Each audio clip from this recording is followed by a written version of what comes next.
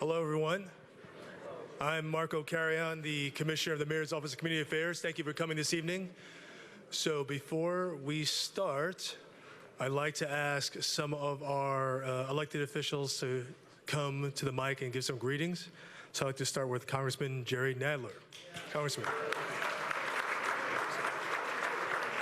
Well, thank you. It's hard to know which way to face. Thank you very much, and I want to thank the mayor for calling this. Let me just mention a couple of things very briefly, because I've been told I have like 2 minutes. A couple of things very briefly of relevance in Washington that people, a lot of things going on in Washington which you can read about in the news, but I want to mention two that are probably not much in the news, but are important. One, and they both relate to Social Security and Medicare. The first one is COLAs. Now, you're probably aware that this year there was no cost of living increase for Social Security. That wasn't anybody's deliberate decision. What it was that Congress in the 1970s passed a law that says that there should be a cost of living increase, a COLA for Social Security, every year, and the amount of it is based on something called the CPI, the Consumer Price Index, which is a measure of inflation. So COLA is supposed, if the CPI goes up by 2%, you're supposed to get a COLA of 2% to keep up with inflation. The problem is that the CPI, which is a measurement of inflation, was invented in the 1960s, I think, first used in the 1960s by the Department of Labor.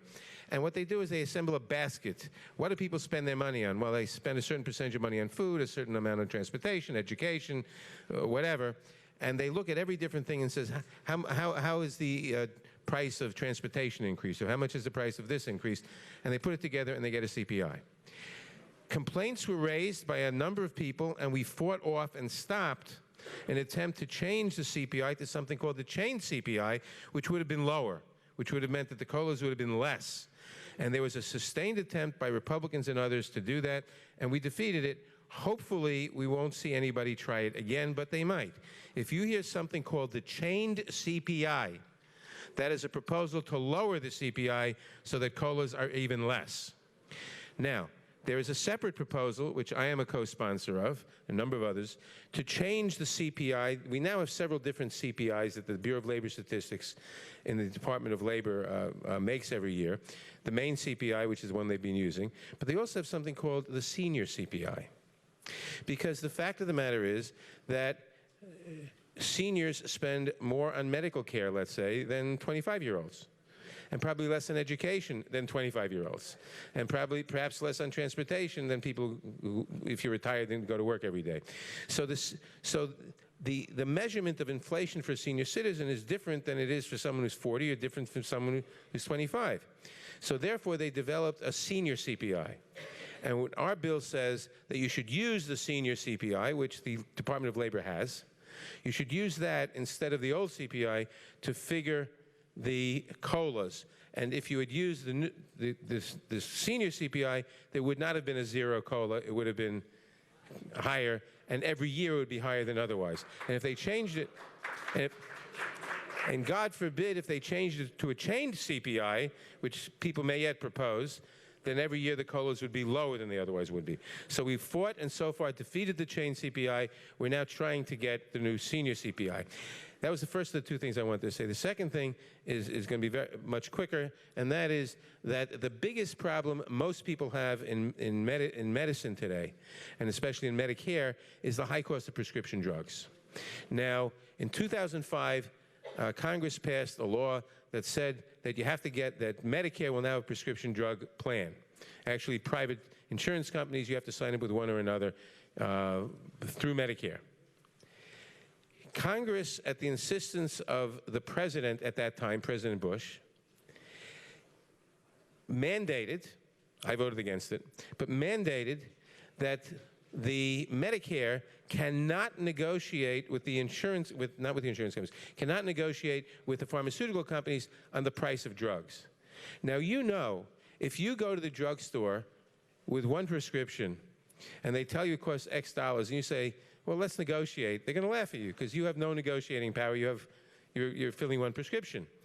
If the hospital fills 15,000 prescriptions a month or a year, they have some negotiating leverage with the pharmaceutical company. Medicare, which fills probably $30 billion a year, would have a lot of leverage to negotiate much lower prices, but the law says they may not. The law should say they must, and that's what we're trying to do too, and that would get prescription drugs a lot lower. And finally, we have formed recently a task force within the Democratic caucus specifically on the question of prescription drug prices. There are a lot of things we're looking at doing, but it's one of the bigger issues now, and that has to be addressed, although Congress isn't addressing it right now. So those are the two things I wanted to say. I want to again thank the mayor for calling, and Gail and so for calling this, and thank you. Thank you, Congressman. So next up, I'd like to introduce your Assemblywoman, Linda Rosenthal. Thank you. Thank you. Thank you. Yes, Assemblymember Linda B. Rosenthal. I represent Upper West Side, also parts of Hell's Kitchen, and I'm fresh from Albany, where I must report there is no snow. So I was sad to come back for that reason. But actually, I recently held a town hall here with Comptroller Stringer, and we had a lot of senior issues brought up during that town hall. So I'd just like to first say, AARP, Goddard Riverside, Jazz, the Lincoln Square Neighborhood Center, and Project Find are so important to the Upper West Side. They are integral to its operation. And I thank them, and I know all of you work with them well. So when you talk about the historic Upper West Side and city lore, you think of buildings, institutions, museums, storefronts, but there is no group more integral to our vibrancy and character here than seniors. Now, I say this as someone who grew up here on the Upper West Side, and until she died many years ago, I grew up with my grandmother. So my grandmother and my mother, so I am totally on senior side, and as many of you know, I have fought for years for pedestrian safety for seniors and a whole bunch of other things. But it's very important that you be allowed to stay here, meaning your rents are reasonable, the services are there for you, and that government works in partnership with you. One of the laws I passed last year was about SCREE, which I hope all of you who aren't have applied for. My new law says that landlords have to let everyone in a rent-regulated apartment know at least once a year that they may be eligible for SCREE. And you'd be astounded at how many people are eligible and don't know it and don't have that benefit. So please come to my office. You can go to Gail's office, anyone else's office, to ensure that you get your rent frozen, because that's one way you'll stay here in this neighborhood. Another thing I'm a big champion of is rent control.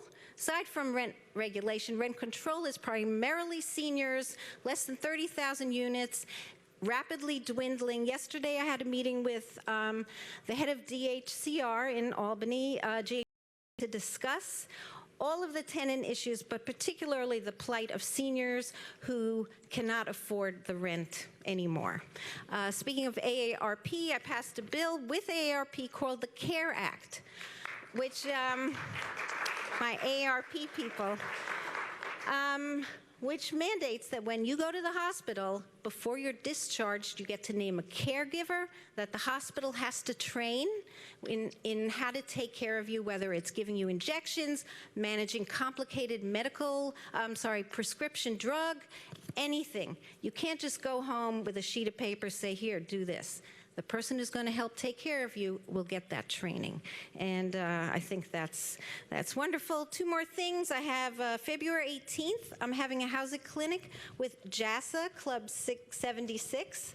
I know some of them are here. And we will have attorneys from legal service providers and tenant protection groups. And on March 10th, I'm having my SCREE and DREE clinic at 11 at 230 West 72nd that I do with the city's Department of Finance. We have a great partnership, and we get a lot of SCREE applications done. So, you know, I'm here for you 230 West 72nd, 212-873-6368. And I see you have a lot of commissioners here, and I bet I'm going to see most of them in Albany. So I look forward to seeing you, working with you to get lots of goodies for New York City in the state budget. And thanks for all your work. Thank you. Thank you so much, Assemblymember. So next up, I believe we have Councilmember Rosenthal. Is she in the hallway? She's there. Councilmember Helen Rosenthal.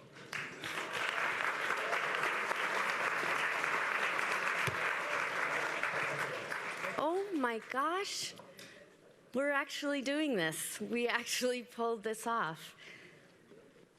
Okay, I forgot everything I'm supposed to say because I'm just overwhelmed looking around the room.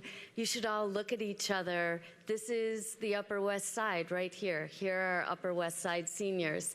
I want to thank the co-sponsors who brought our seniors here tonight, JASA, Project Find, I see David, Goddard, and Lincoln Square Neighborhood Center. I want to give a special shout out to Lincoln Square Neighborhood Center for hosting tonight. And I really,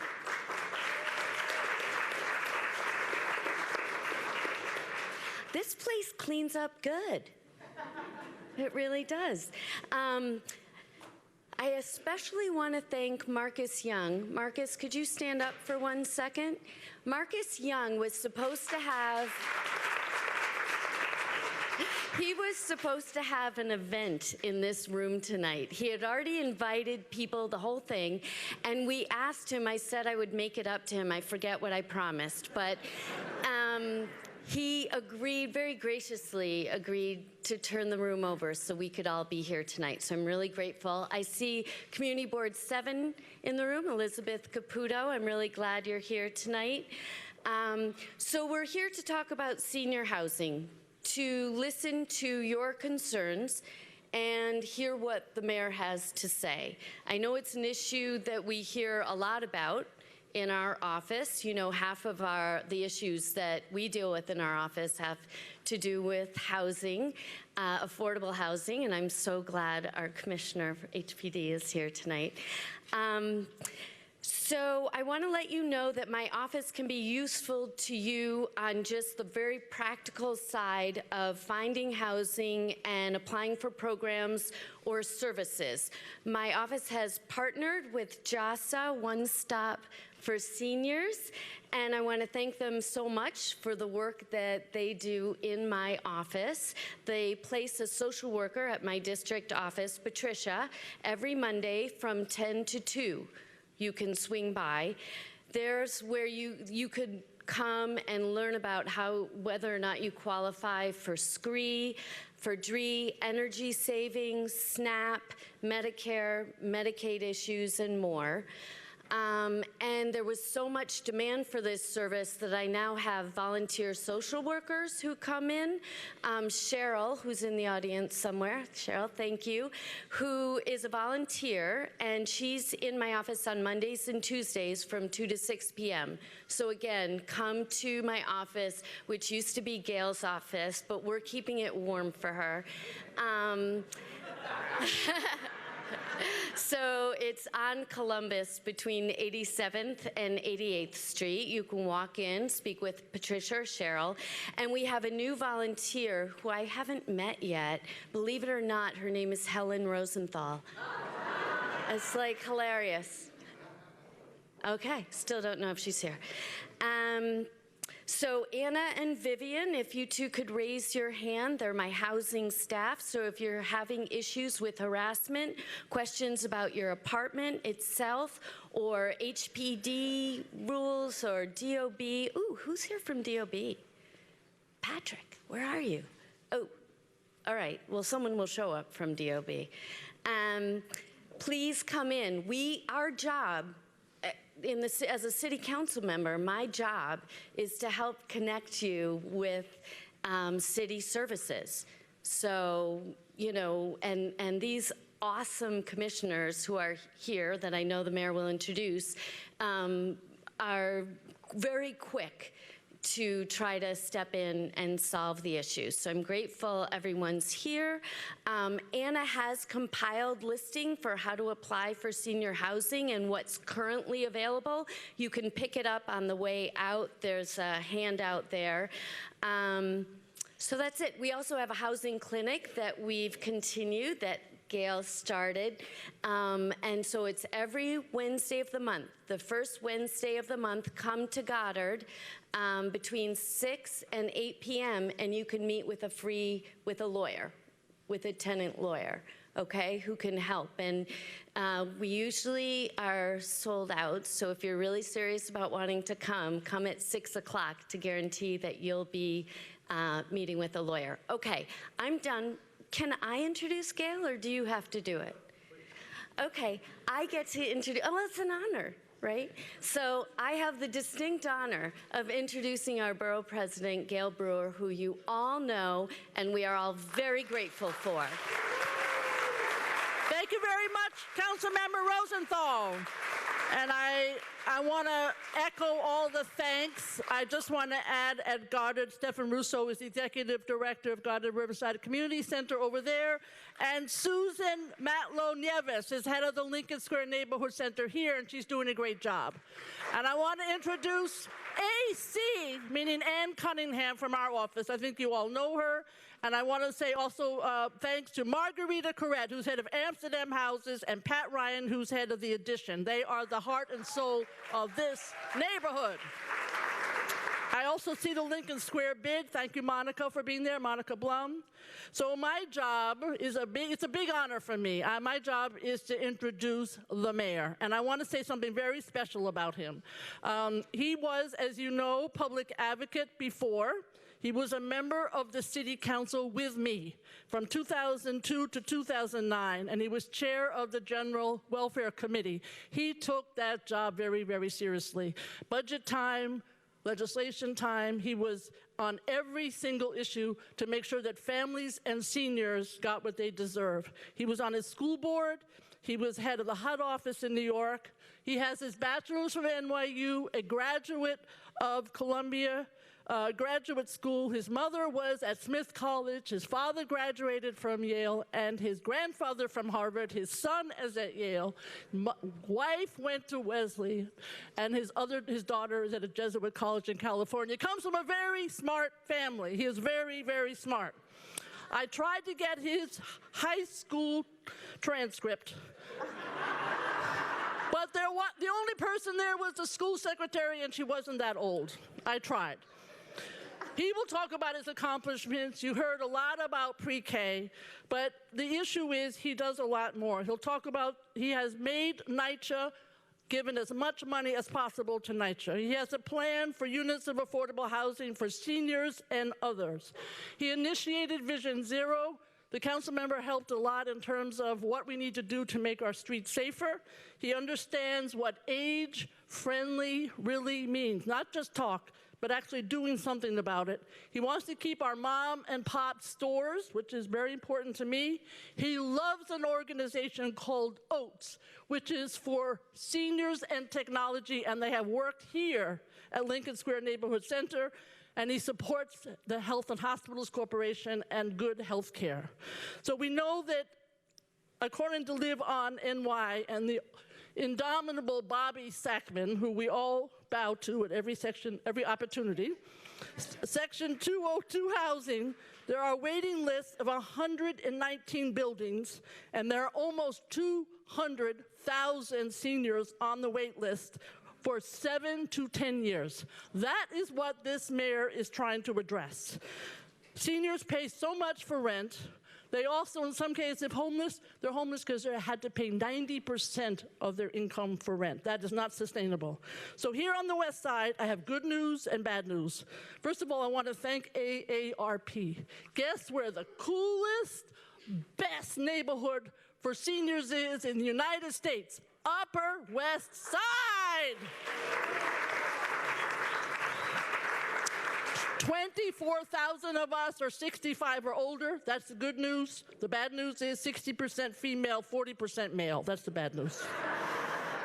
So, without further ado, I want to introduce my friend, your friend, somebody who cares about seniors, housing, families, no bullshit. The mayor, Bill de Blasio.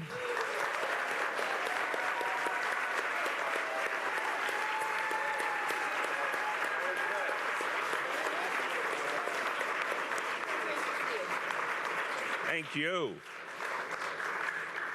Well, I have been introduced by many people, but I don't remember the last words before an introduction being no. I will not repeat it for the cameras. But I appreciate Gail Brewer tells it like it is, doesn't she? And I've known Gail. I'm going to date us both here. I have known Gail since 1989, and she has never wavered in her commitment to serving people, to righting injustices. She has the exact same energy level she had 27 years ago. She has the exact same energy level today. So I often say she's one of the consciences of this city. She holds my feet to the fire several times a day on a usual basis, always for a good cause, and we're blessed to have her as the Manhattan Borough President. Let's thank Gail Brewer for all she does.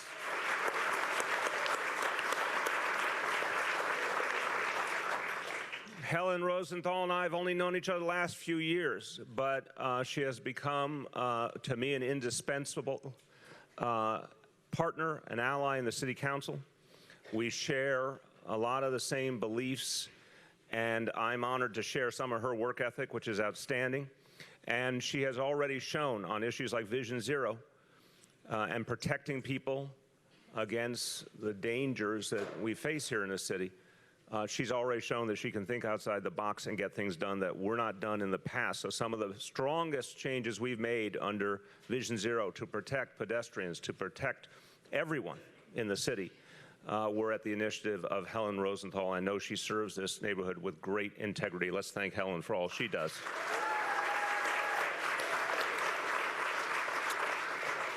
Now, first, I want to say I have, in all my days, never heard someone introduce me by talking about the academic qualifications of my entire family. I'm impressed. Thank you, Gail. My daughter, Kiara, I want to give equal time. My daughter, Kiara, is a senior. You mentioned California. She goes to Santa Clara University, which is a wonderful Jesuit college out in California, near San Francisco.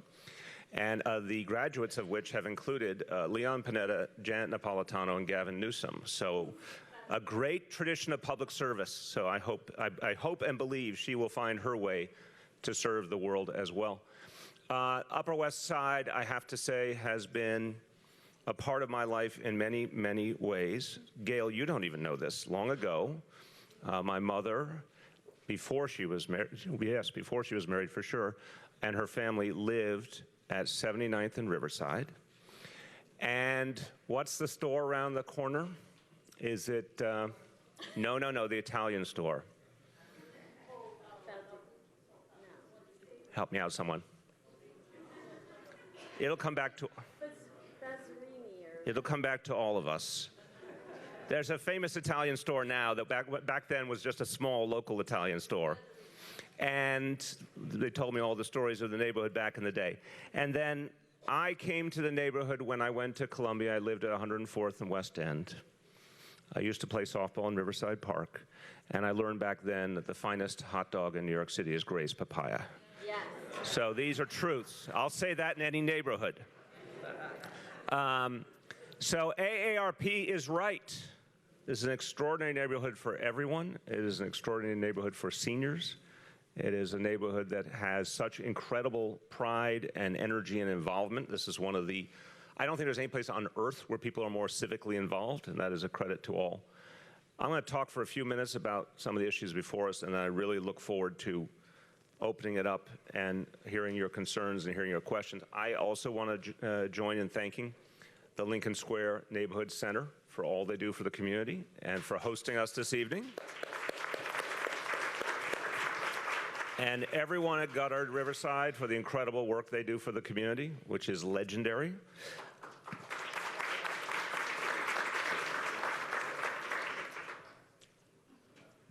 We have an all-star team with us this evening of members of this administration. Our newest senior member of the administration, who is a resident of the Upper West Side, Deputy Mayor for Health and Human Services, Dr. Herminia Palacio. We welcome you. Everyone stand when I call your name. I'm going to do it in rapid order. Let's try that again. Dr. Herminia Palacio, we welcome you. I don't know. Our Housing Preservation and Development Commissioner, Vicki Bean.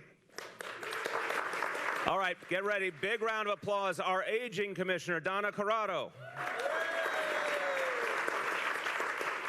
NYPD Chief and Commanding Officer, Manhattan North, Kathleen O'Reilly. NYPD Deputy Inspector for Manhattan North, Elias Nikas. NYPD Deputy Inspector, Commanding Officer, 20th Precinct, Michael Falcone. Captain and Commanding Officer, PSA 6 for the NYPD, William Burke. Commanding Officer of the Central Park Precinct, Captain Chris McIntosh. Deputy Inspector and Commanding Officer of the 2-4 Precinct, Marlon Laren. General Manager of the New York City Housing Authority, Michael Kelly. HRA Commissioner and a man leading the charge in the fight to end homelessness in the city, Steve Banks. Transportation Commissioner, Polly Trottenberg. The woman of the hour, she did an extraordinary job over the last few days, and her team did as well. Sanitation Commissioner, Catherine Garcia, we thank you. Our Finance Commissioner, Jacques Jiha. Our Health Commissioner, Dr. Mary Bassett. Department of Education Deputy Chancellor, Elizabeth Rose. First Deputy Commissioner, Department of Environmental Protection, Steve Lawitz. Deputy Commissioner for the Mayor's Office for People with Disabilities, Cleo King.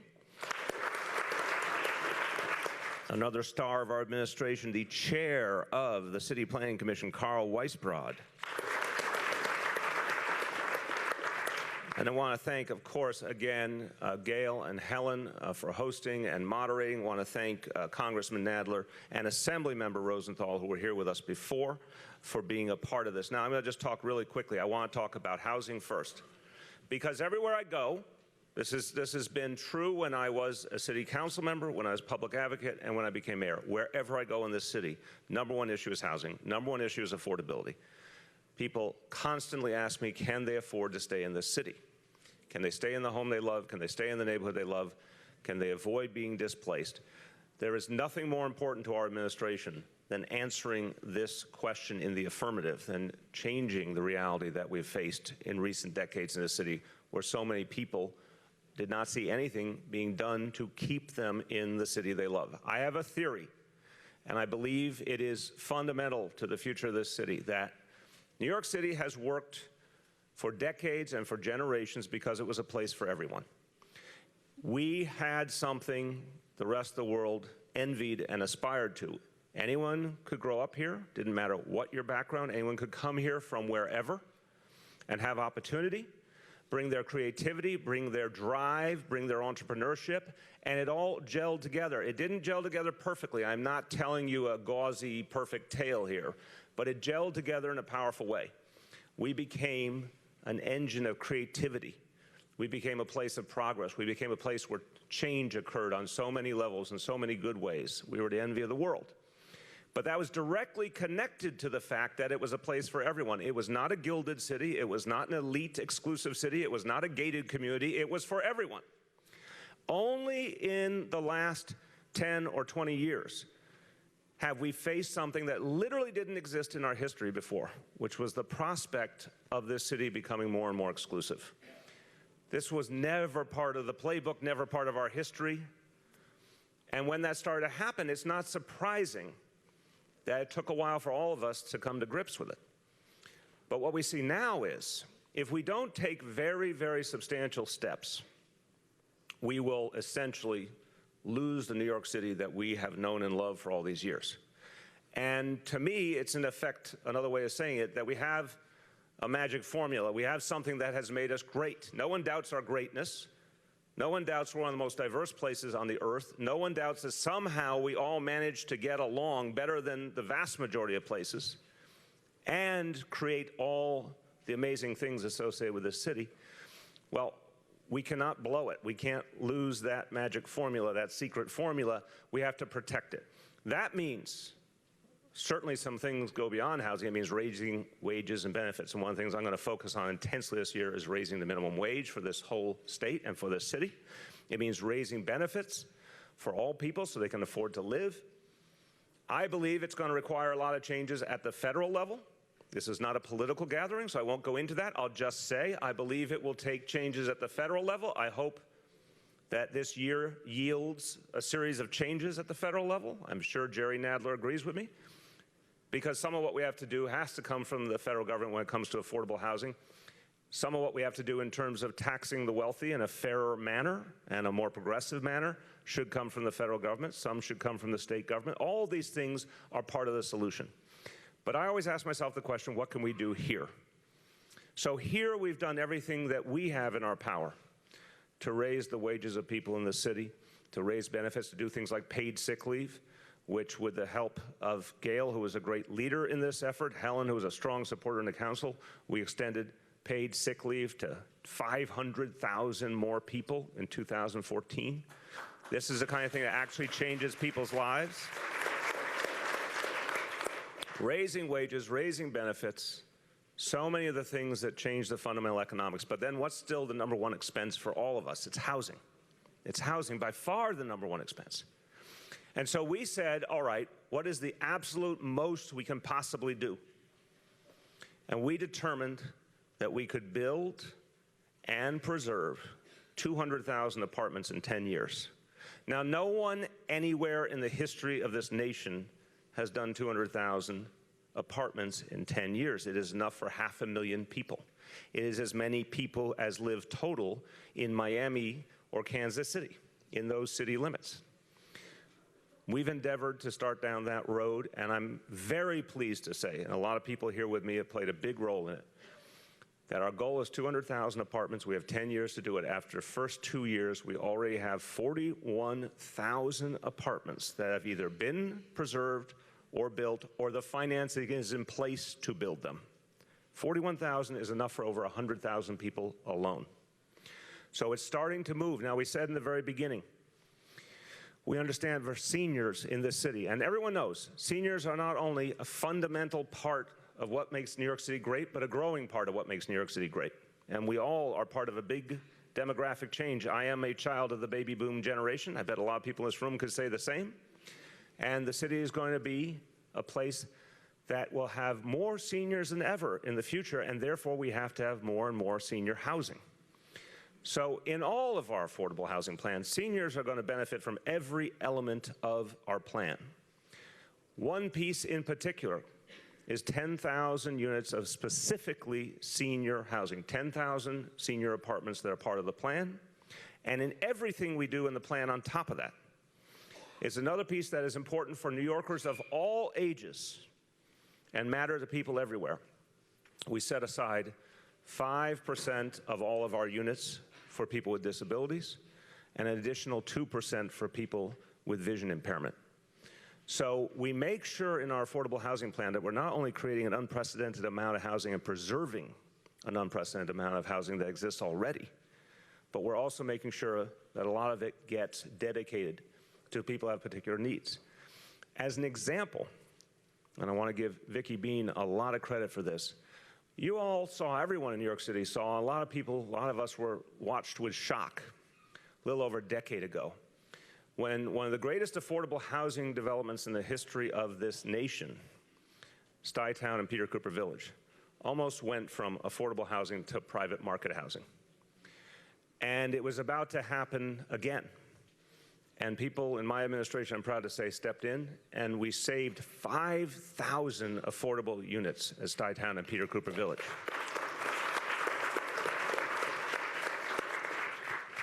We had a similar situation in Harlem at the Riverton complex. It was literally days or even hours away from going private. Again, members of my administration stepped in. We saved almost 1,000 units of affordable housing there. This is how we have to do it. Preserving housing that has been so important to having a city for everyone, and we're going to keep doing that. Now, we need your support. I'm more than once this evening. I will listen to every question. I'll give every answer. I'll follow up on your concerns, but I'm also going to tell you when I need your support. I need your support for our affordable housing plan. Council is receptive, but it's still something that has to go through a democratic process. And I ask that your voices be risen in support of our affordable housing plan. There are two pieces of it that are coming up that are particularly important. Mandatory inclusionary zoning, which means we require of developers that they create affordable housing. The developers want the City of New York to give them the opportunity to develop. We say only if you create affordable housing as part of the deal. It's as simple as that. Mandatory, the word speaks for itself. Mandatory inclusionary zoning means affordable housing must be part of the development process anywhere where the rules apply.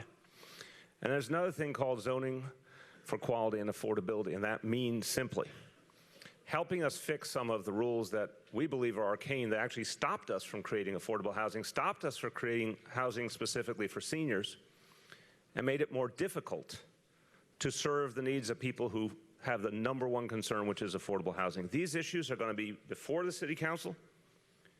I want to ask your support, and I want to tell you AARP, again, have been great allies in this effort to create affordable housing, are fully supporting us on these issues, and we are deeply appreciative for that. Very quickly, for so many New Yorkers, they have affordable housing. There's one group of New Yorkers who has affordable housing, and they legitimately have worried over the years whether it would still be there. These are the 400,000 plus New Yorkers who live in our housing authority, who have worried that someone might try and privatize their units, who have seen the quality of their buildings go down from years and years of disinvestment. I have a very clear message to everyone who lives in the housing authority. We are going to protect all of the buildings in the housing authority. It is our birthright as New Yorkers. It is one of the biggest supplies of affordable housing the city has. It must be protected. Over my dead body will it ever be privatized. That's my simple pledge.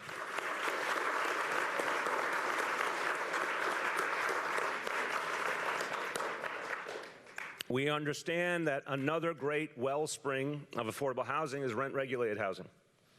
And we have to fight every few years in Albany to protect it. And a lot of our colleagues in Albany did a good job this last time doing some improvements in rent regulation, but we have to keep fighting for them, for more, and for the long term. But we did something with our Rent Guidelines Board. Rent Guidelines Board has been around for 45 years, almost a half a century, and for the first time in the history of the Rent Guidelines Board, the board looked at the facts. They looked at the fact that the cost of fuel was going down. Landlords' costs were actually going down in the last year. And they said if landlords are paying less to run their buildings, then tenants should not have a rent increase. And for the first time ever, there was a 0% rent increase. A rent freeze for a 1-year lease, only a 2% increase for a 2-year lease, both of which are fantastic deals, unprecedented, based on the facts. And we will always base those judgments on the facts. When costs go up, legitimately, we'll pass it along, we'll say it. But when they don't go up, we're not going to ask tenants to pay more. And on top of that, we know a lot of people have lost their apartments unfairly, and in fact, illegally. We know people have been harassed. We know people have been forced out. We know people have been evicted illegally because they could not afford a lawyer. So we have now increased by 10 times the amount of legal aid services available to the people in New York City. If you believe you are being harassed or forced out of your apartment illegally, all you have to do nowadays is call 311, and we connect you to a lawyer. And if the lawyer believes that they can beat the situation in court, that they can come in and help you and stop that eviction, that lawyer will be provided to you for free. That is a big change. So Many things I could talk about, but this is the main point I wanted to make tonight, that we are approaching this on many, many fronts. Because protecting affordable housing means protecting rent-regulated housing. It means stopping illegal evictions. It means protecting the housing authority. It means building more affordable housing. It means preserving a lot of the affordable housing that people live in. All of those actions are happening simultaneously. And we won't stop, because this is how we keep it a city for all. Finally, we know this city only works if it's safe. People have to be able to afford to live here, but it only works for all of us if it's safe. Over the last 2 years, I want to thank all the representatives of the NYPD in the room, all the men and women of the NYPD who keep this community safe. Over the last 2 years, major crimes in New York City have gone down 5.8%, which is an extraordinary achievement. In the last year, shootings went down. In the last year, gun arrests went up 10%. But you know that thing, if you happen to watch late-night television, as I do sometimes, you see those ads with the really great deals, and then they tell you everything that's part of the deal, and then they say, but wait, there's more? This year, in the course of this year, thanks to the City Council, we're going to be adding in real patrol strength 2,000 more police officers to the streets of New York City.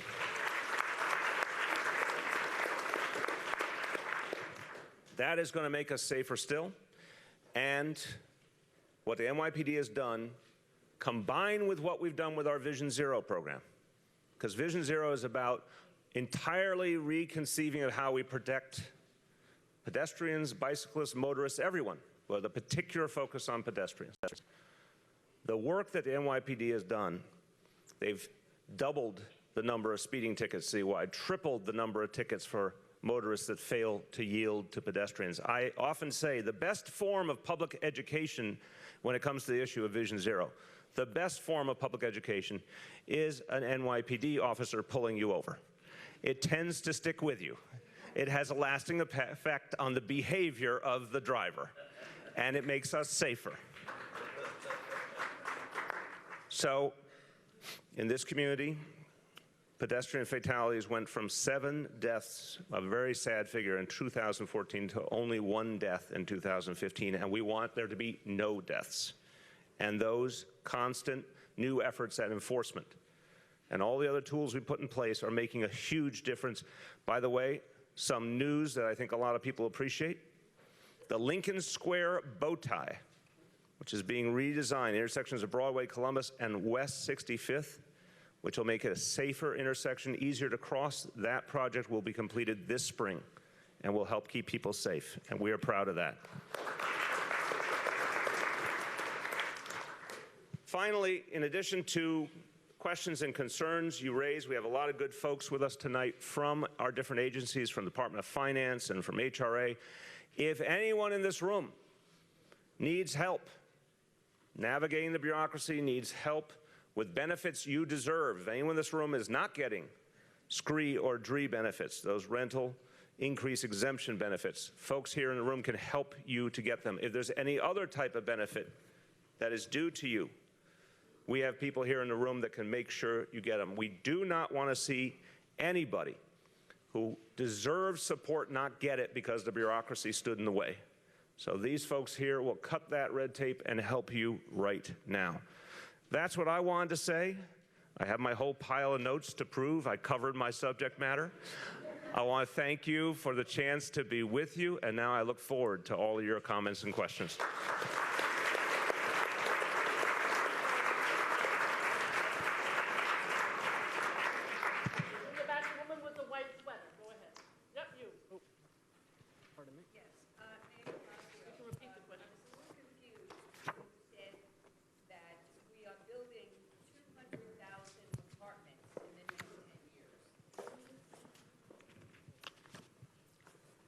Mayor de Blasio, you said that we were building 200,000 apartments in the next 10 years. Over 2 years, we've built 41,000. And then 10,000 will be for seniors, which is a part of the plan. Right. Now, is the 10,000 apartments for seniors of the 200,000 apartments? Yeah, let me break it down, and our housing commissioner will feel free to add. Building and preserving, let me clarify, building and preserving. So that means in some places, I mentioned Stuytown and Peter Cooper, I mentioned Riverton, we're preserving the housing in place. In other places, we're building brand new housing. Sometimes it might be a seniors only development. Sometimes it might be a building that has senior units and other units. 10,000 senior units is part of the 200,000. On top of that, 5% for people with disabilities, 2% more for people with vision impairment of that whole 200,000.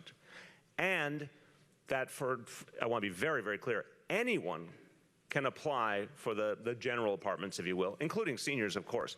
But we're saying there's a group of apartments set aside for seniors, a group of apartments set aside for people with disabilities, a group of apartments set aside for folks with vision impairment. Yes, Mayor de Blasio.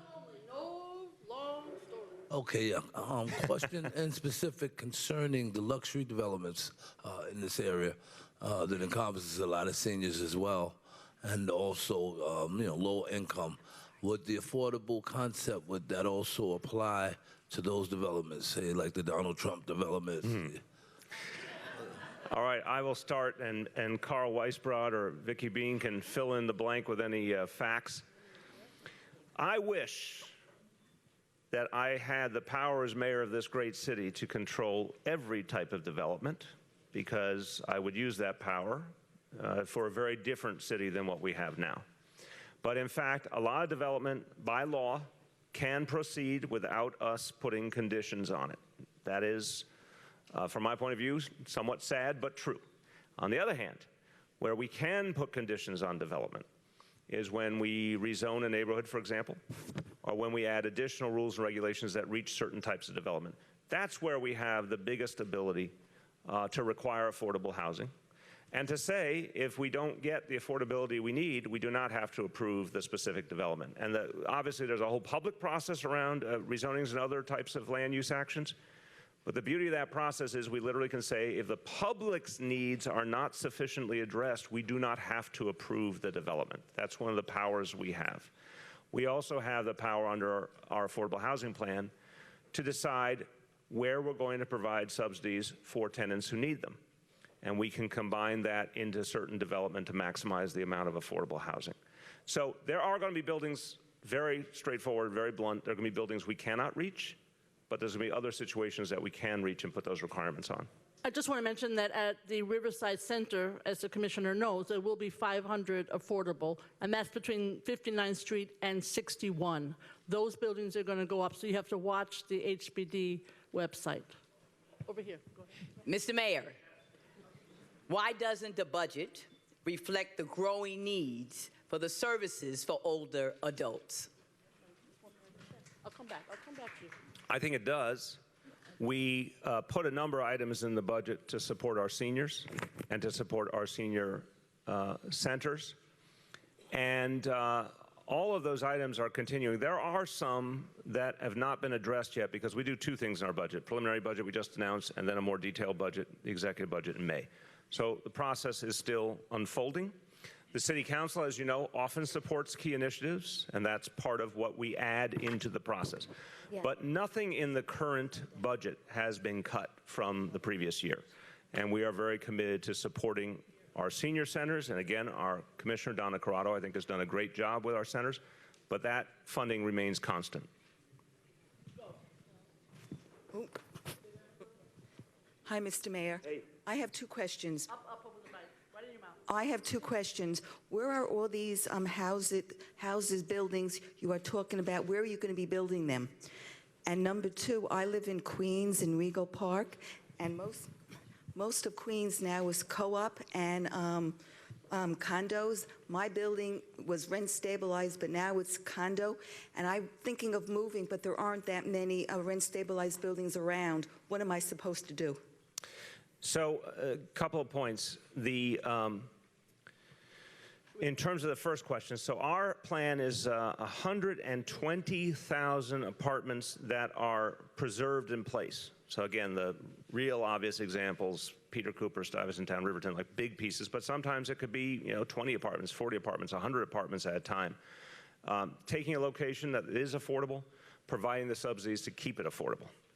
The 80,000 apartments are new building, and that is literally all over the city, where there is land to build on, which is not everywhere, but it is some places. And almost every neighborhood has some ability to build on. Some have a lot more, some have a lot less. Sir?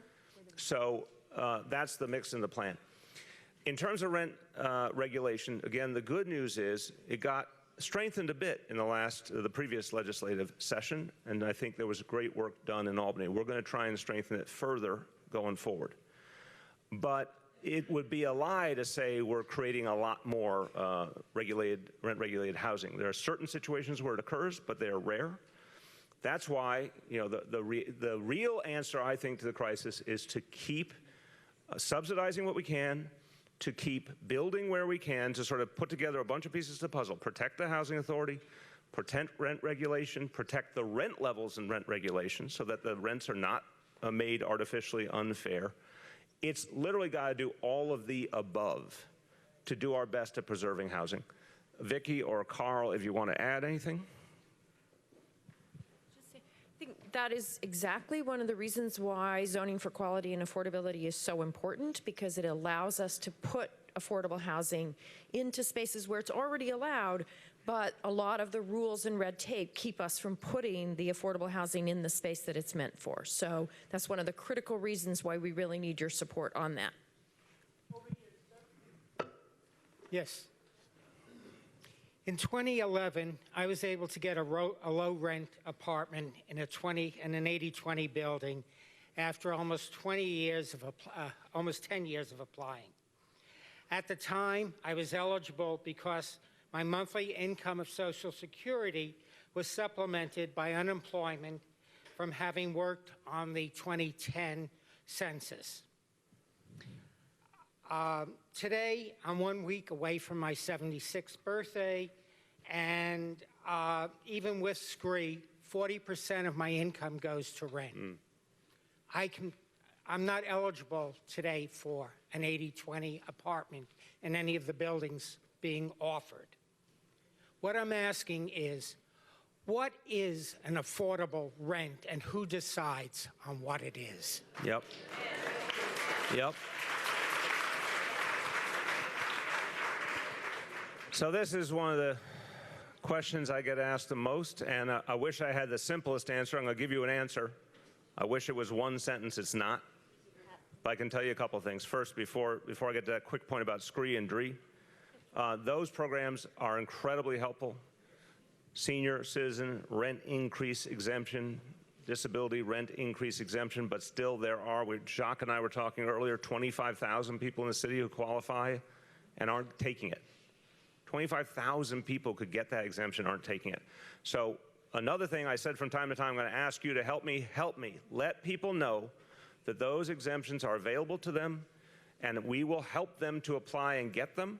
By the way, the income level used to be lower than a lot of people could qualify for. It has now been raised to $50,000, and that's something a lot of people don't know. If you make up to $50,000, you can qualify for those rent increase exemptions, and please take advantage of them and let others know. On the question of what's affordable, our affordable housing plan, again, Vicki can speak to this, is broken up into different pieces. There is a substantial piece of the plan that is for people who make $20,000 a year or less. And the rent that they would pay for the apartments that are either created or preserved reflect the notion, is it 35% of income?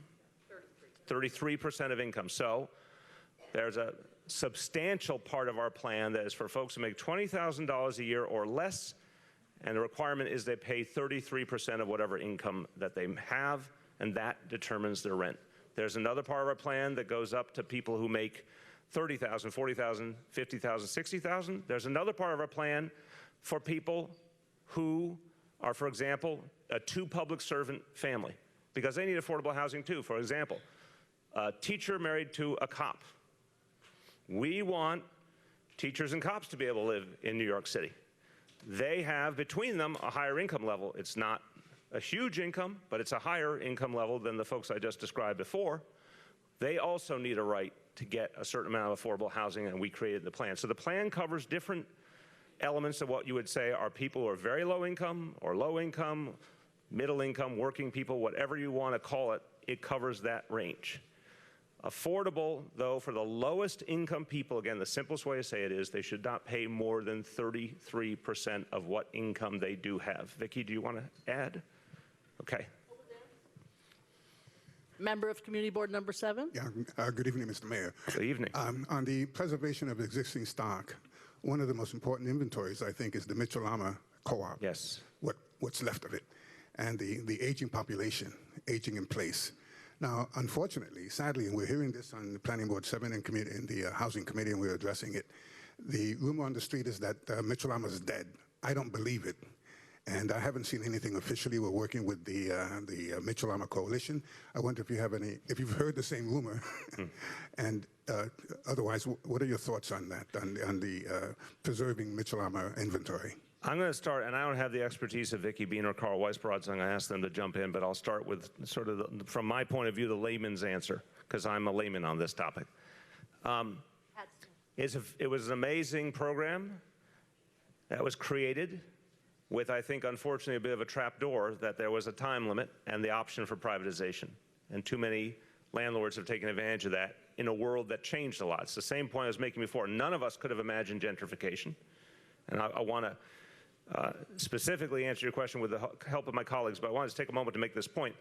If I had talked to you 20, 25, 30 years ago and told you about rampant gentrification in neighborhoods all over New York City, if I had told you that Bushwick, Brooklyn, was going to become a heavily gentrified neighborhood, you would have had me certified. And things have changed in the most extraordinary way, again, with some benefits, with many challenges as well. But I think when Mitchell-Lama was created, there was not the assumption that these properties would suddenly be super high value by the time frame ended. And we're dealing with that. Now, we try in each and every case to figure out ways to extend the affordability. So let me have Vicki and Carl, feel free if you want as well. So, yes, we do try to save, pardon? In the co-ops, yeah. So sometimes we give tax exemptions to help the co-ops stay affordable over the long term.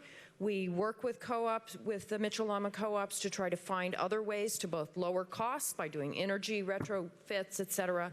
So there's not a Mitchell-Lama anywhere in the city that we don't work very hard to save. We save thousands and thousands every year, but it's a struggle. It's a struggle with each and every one of them, but the program to try to save them is not dead. It is very much alive. We are very much trying to save them. Pat Ryan, who is chair of the TA of Amsterdam Edition. And let me also note that Public Advocate Tish James has joined us. Can we thank Tish James? Where are you? There you are. I'm sorry, the mayor beat me to the punch on that. Welcome to my district, sister. Hello, Mayor. Hello. I have like 3 questions I would like to answer, if you can. I'll do lightning round. Okay, you talk about affordable houses, right? That will be built. What about the housing now? And I live right next door, 240 West 65th Street, and you have things just tearing down there. So my question is, you building, but you'll need to fix up stuff first. Help me when you say you built. Who are you referring to? Help me out. NYCHA building over there, 240. You're saying, why is NYCHA in the state it's in? Yes. Okay. And also, I would like to know, NYCHA has all these rules and regulations, which they don't abide by none. They got the dog supposed to be 30 pounds, they over 100 pounds. You got the undesirables. They go to court, they put them back in, this is just horrible. So we're talking about living in affordable housing that you will build, but what about living somewhere nice? It could be the housing, could be very nice, but I'm still trying to understand why they bring these people in and they can't get them out. And we got it. Okay. You got it? I got it. All right. General manager. One more, please, just one more. Quick. Okay, quick. There's no maintenance in housing. okay? Okay, let me speak to it. I'm not sure I would say there's no maintenance, respectfully, but let me speak to it, and then Michael Kelly will add it some more. Simple points. I don't accept the status quo in the Housing Authority. Let me be very, say it again. I do not accept the status quo in the Housing Authority. I believe in the past, the Housing Authority was not a particular mayoral focus. For me, it is a focus. I consider it a fundamental part, not only of our broader community, but of how we protect affordable housing. I have put my money where my mouth is. Doesn't mean we fixed all the problems yet, but I want you to hear the facts.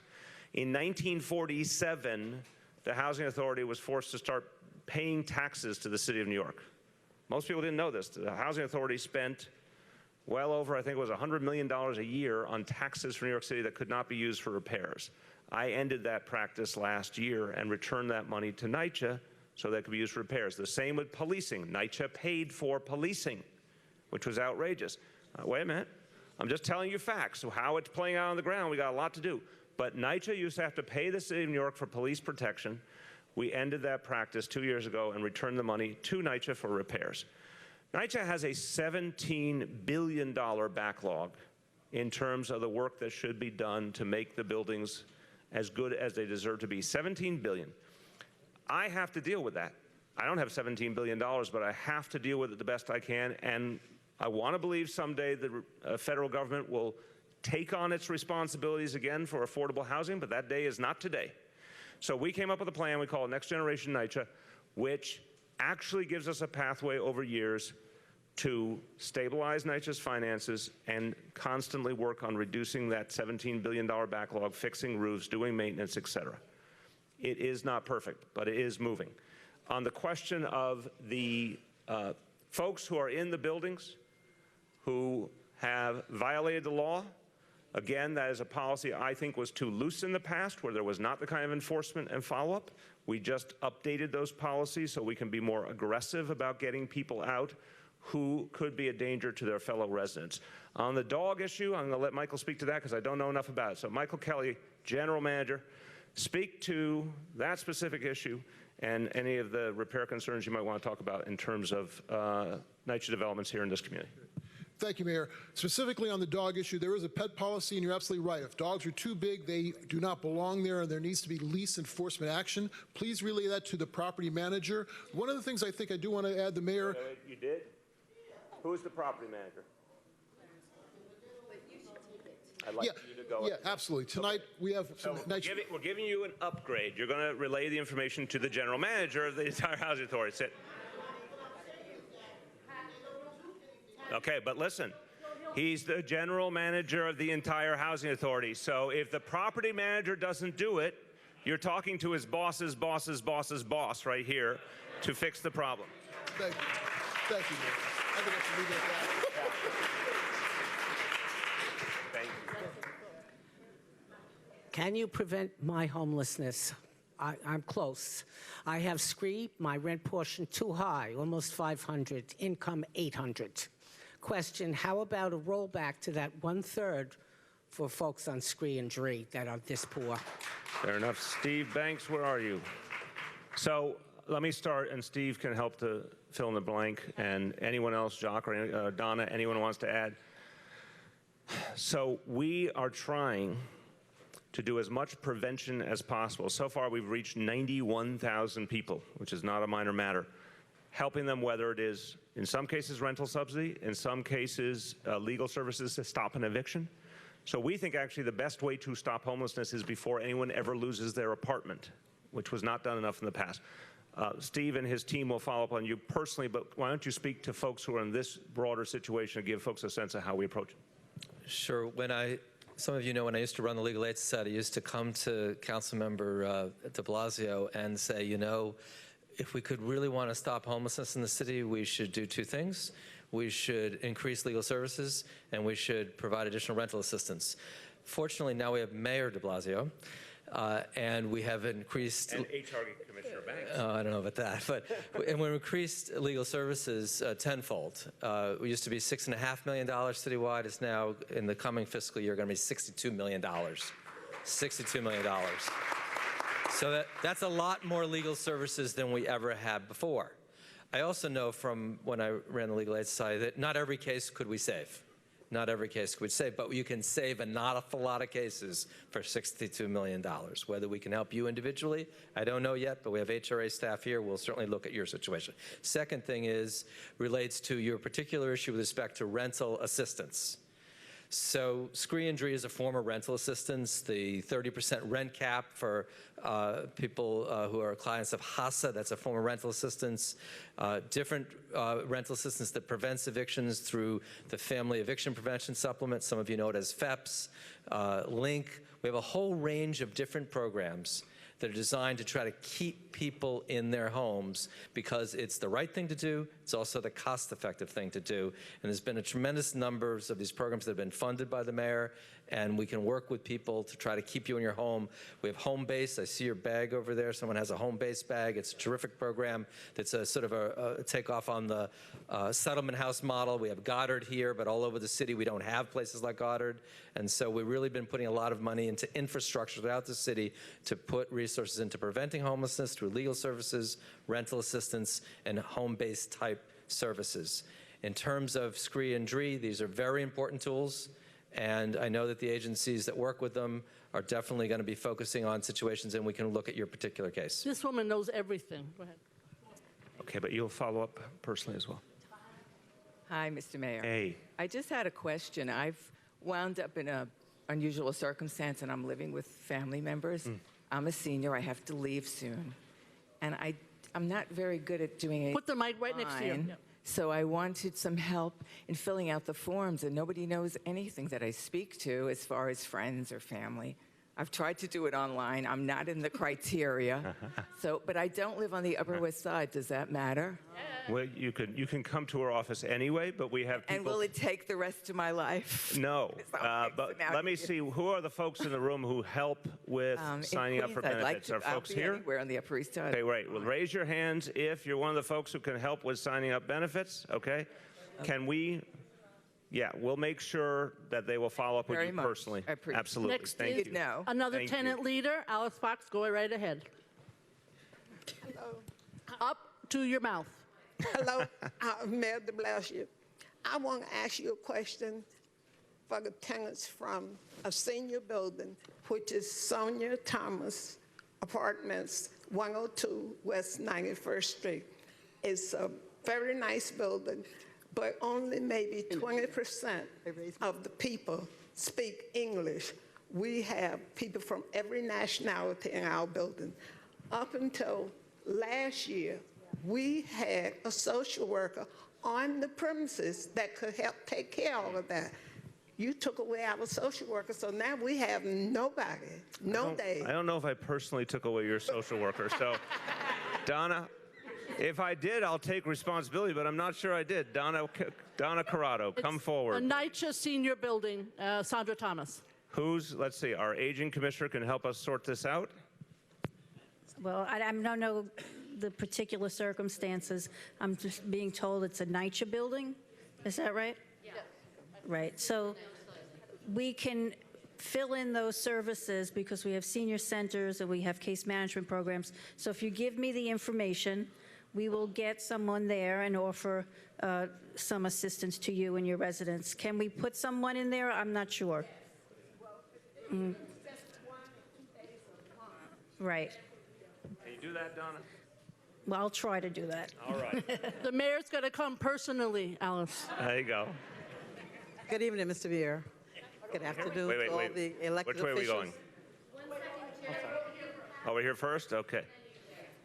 Hi, I'm happy to be here with Project Find, and one of the benefits that we have on the Upper West Side is the West Side Spirit.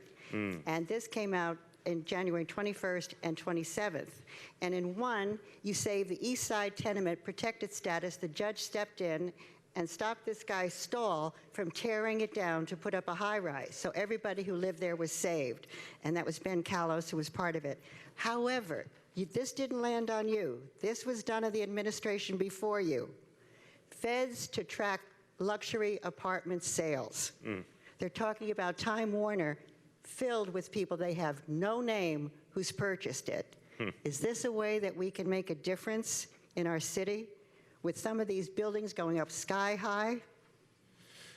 The feds are going to be stepping in to ask, why do we not know these cash-only customers are buying these apartments? No one's stopping them, and they're just buying this as an investment. Okay, so this is about, thank you very much. Thank you. Okay. They are looking in this case for money laundering, which would not shock me one bit. All sorts of interesting people buying luxury apartments in New York City right now, some of them unsavory. I think, first of all, we'll do everything we can to work with the federal government on that investigation.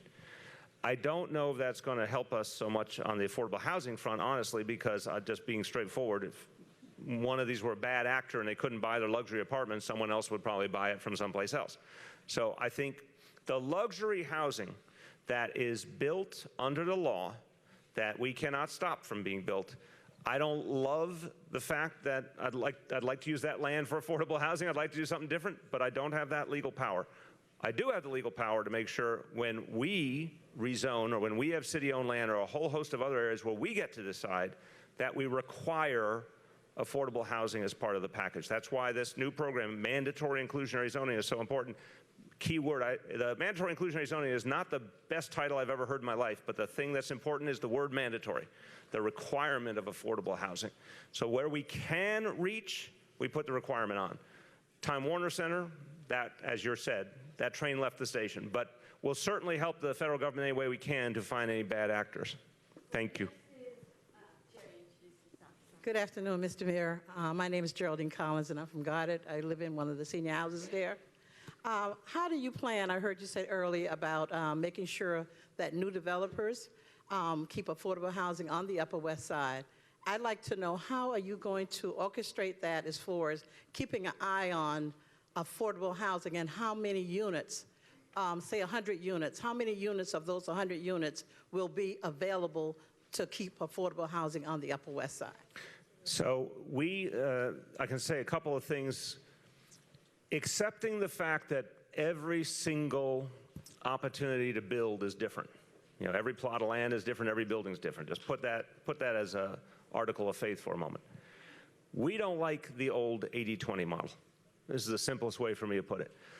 The assumption that 20% affordable was enough, I disagree with. So we have upped that number. In some cases, as I said, there are examples where we do 100% affordable buildings, including 100% affordable senior buildings. That takes a lot of taxpayer dollars, but we believe where we can do that the right way, it's very much worthwhile.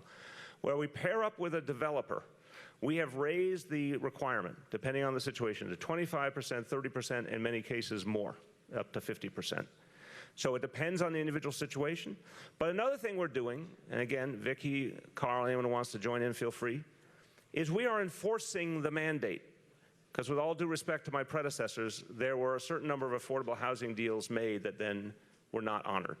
So the developer promised affordable units. The affordable units never materialized, but their building did materialize. And we don't accept that. We have a lot of enforcement power, and we will use it that we have to see the affordable units we demand. They have to go to working people and low-income people who need them. And if not, we don't go ahead with the development. So we have changed, I think, fundamentally the rules of the game. But again, we need more help to do that with these two pieces of legislation that are going before the City Council, including the mandatory inclusionary zoning, which will give us more power to enforce affordability in new buildings. Please, follow up. Just quick follow up. Go ahead.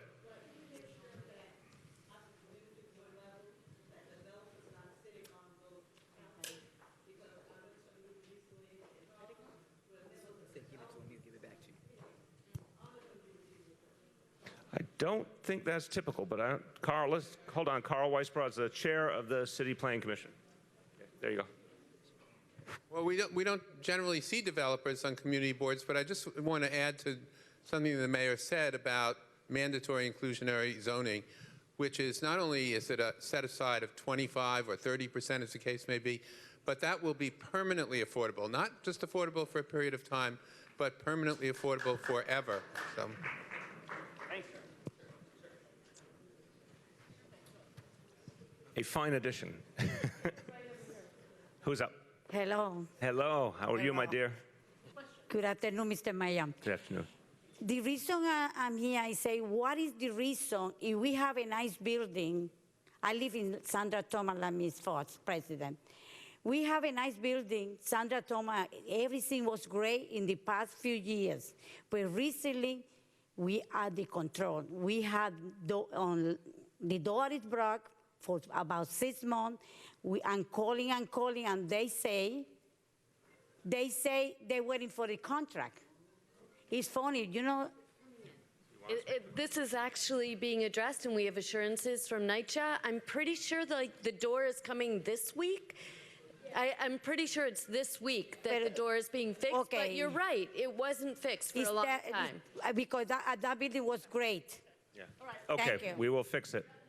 Welcome to Leticia.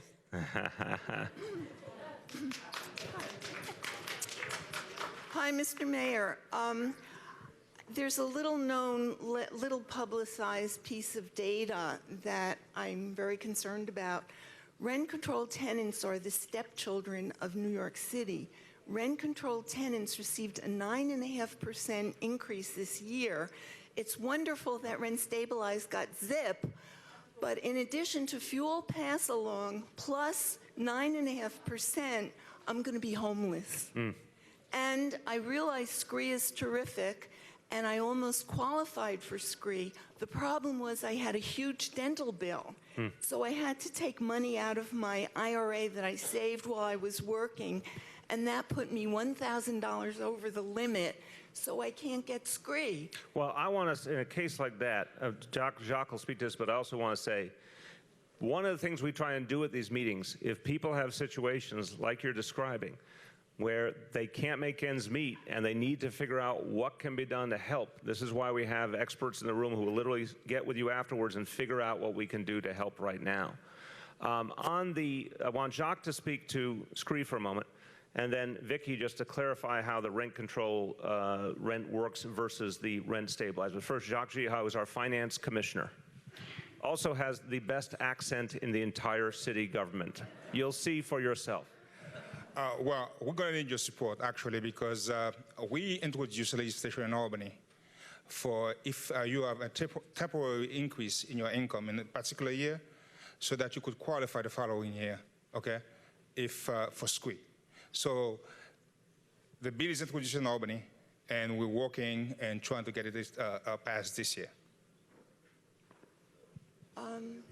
I'm sorry, I didn't get that. Well, yeah, I was going to say, we're going to do all our announcements with an elegant French accent from now on. But Mais oui, mais je ne comprends pas. Ah, en français.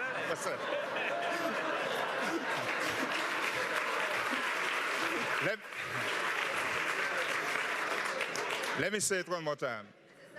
Okay, we introduced legislation in Albany this year, okay, so that if you have a temporary increase in your income in a particular year, okay, and the following year your income goes down. Lentement, s'il vous plaît, lentement. Okay, so you could qualify now for SCREE. You understand? So I will add. So the point being, if you have a temporary jump in income like you experienced with that drawing down your benefit, that if the next year it's going back to normal, you can get SCREE back. The next year. Well, it's more that you can prove it was a different income before, right? Okay. So before you leave tonight, who's going to help? Aurelis, who's going to help here? Where are you? There you are. You're going to help. What's your name? Maria? Maria. Mariana. Mariana is going to help you sort this out. Okay. Now, I want Vicki still to clarify the point about rent stabilization versus rent control.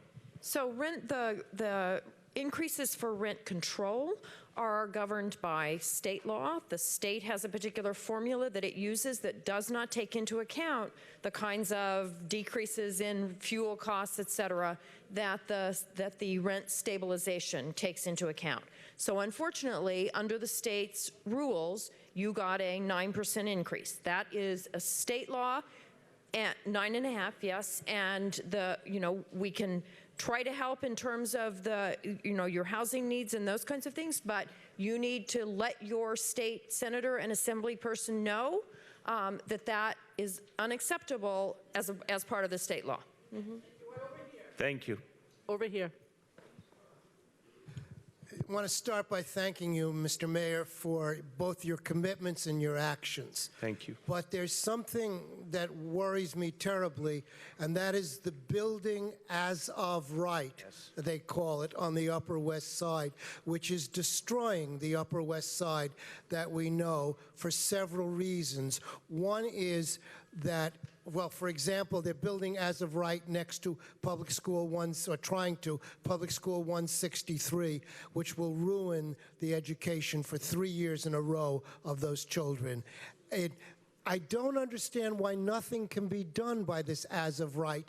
Even more generally problematic, it lets people build these high-rise luxury housing where, say, 10, 20, 30% is maybe on-site, maybe off-site, reserved for affordable housing, but the sewerage facility at 135th Street is already overloaded and spewing toxic venoms into Harlem, and more of this as-of-right high-rise housing will make that situation very much worse. Thank you. It's a hard problem, but what can you do about it? I want to start with a couple of points. Thank you for the question. I want to start, and Gail or Helen may want to add, because obviously they know the situation so well. On the question of the building next to the school, we're very concerned about that too. And the state is supposed to be intervening there, and we're going to be very much engaged to make sure that happens, because we want to protect the health and well-being of those kids. So that situation is still being worked on. In the case of anything where new development leads to additional strains on our infrastructure, like you're describing, it's our obligation to try as best we can to compensate for it. So we've put much, much more money in our budget in the last couple of years for things like water and sewer, for roads and highways, bridges, everything that is part of accommodating where new development occurs. So we'll look into that specific problem and see what we have to do on that. The as-of-right problem, I agree with you. So much of this city is built as of right, and that is now coming with a lot of problems attached. What I'm trying to do, because I know it is very hard to alter that reality. What we can alter is where we're going to do a rezoning. What we can alter is where we have public land we can use, and certainly how we use rental subsidies and the other tools that are part of our affordable housing plan. So I'm trying to go where we can have the biggest impact possible. I think what you're saying also is where development occurs, whether it's what we ideally want or not, we have to compensate for it by making sure the surrounding infrastructure can handle it, and that is one of our commitments. Mr. Mayor, can I just jump in? So the construction around PS 163 and then nearby around PS 75, I asked your exact question to the Chancellor when she came here for a town hall over at PS 191, and she committed to setting up a construction site committee. Now, as the mayor said, at 163, there are legal machinations going on, but meanwhile, at 175, we are working very hard, and with the Department of Buildings too, to make sure not only those children are safe. That's such a bizarre building that's going up over there, that the neighborhood at PS 70, around PS 75, that the surrounding neighbors and those buildings are protected as well. Good evening, Mr. Mayor. My name is Ramilda Ferguson, and so you know, I just retired from New York City Housing Authority as a housing manager. So two things I have to encompass. It is not always the housing manager who's responsible. A lot of times the housing manager does call their supervisors and speak to them about the issues, and they're the ones who have to get back to the tenants and say, wait, I have to find out about it. But what I would like to talk to you about is in terms of the personnel and the staffing. We want to maintain these apartments. We want to maintain the buildings so there will be apartments for seniors. A lot of seniors, they like staying in public housing. They like the neighborhood, they like where they live at, but the fact is, when it comes to maintenance and taking care of the apartments, if you check the staffing from 10 years ago to the staffing in New York City Housing now, you'll see what the problem is. And I would like to know, have they put together any sort of schedule to address this? So I want to ask you, wait, let her have the mic back, please. I want to ask you a question back to understand better. When you say compared to 10 years ago, just give me a quick sense of what you think the difference has been over 10 years. The difference is, and I know in terms of, let's say, caretakers who mop the buildings. I think there's a difference of maybe 2,000 or more. I think at one point, and so you know, I have to, for public information, not only did I work for housing, I also worked for the union that represented the members in the housing authority.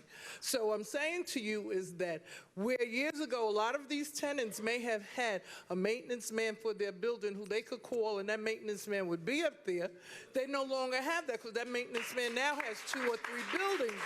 Where 2 years ago they had maybe 2 caretakers in a building. You have a 13-story or higher building. Now you got 1 caretaker taking care of over 200 families, mopping and cleaning and trying to get the garbage out. How do you maintain this property when you're not putting in the staffing personnel to do it?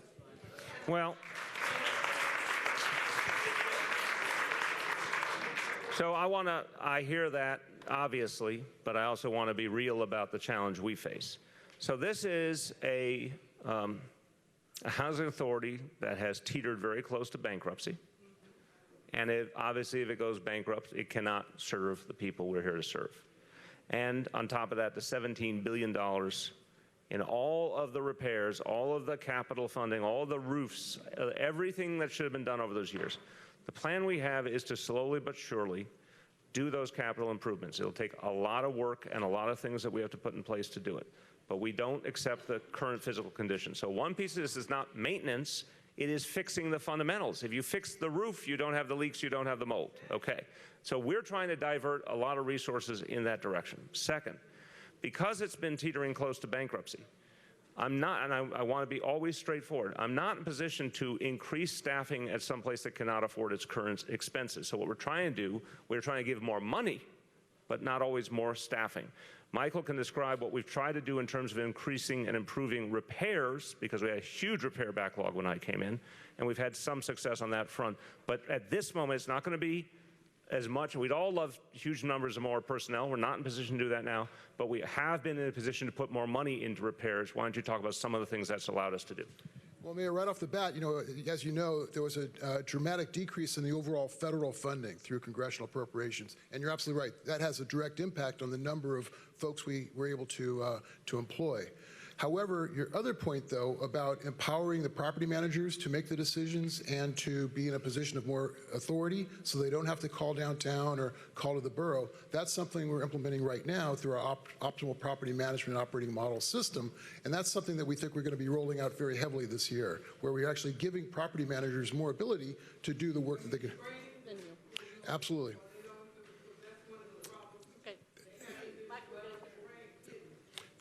True. Exactly, the other thing. We just got to keep going on the question. Thank you. Right here.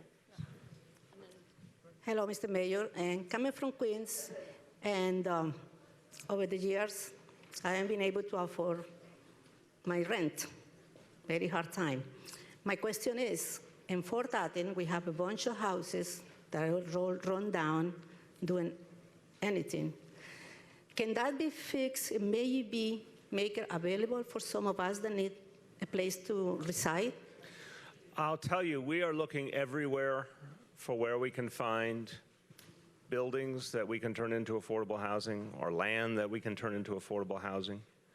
I don't know if Vicki Bean knows about Fort Totten specifically, or Carl, there's anything specific there.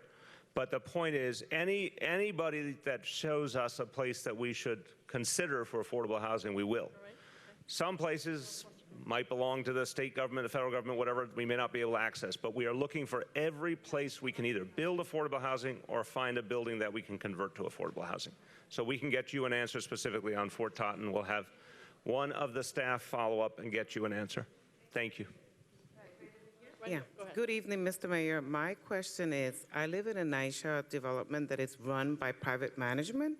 It's always run by private management. It's going to go on to almost 20 years. Mm-hmm.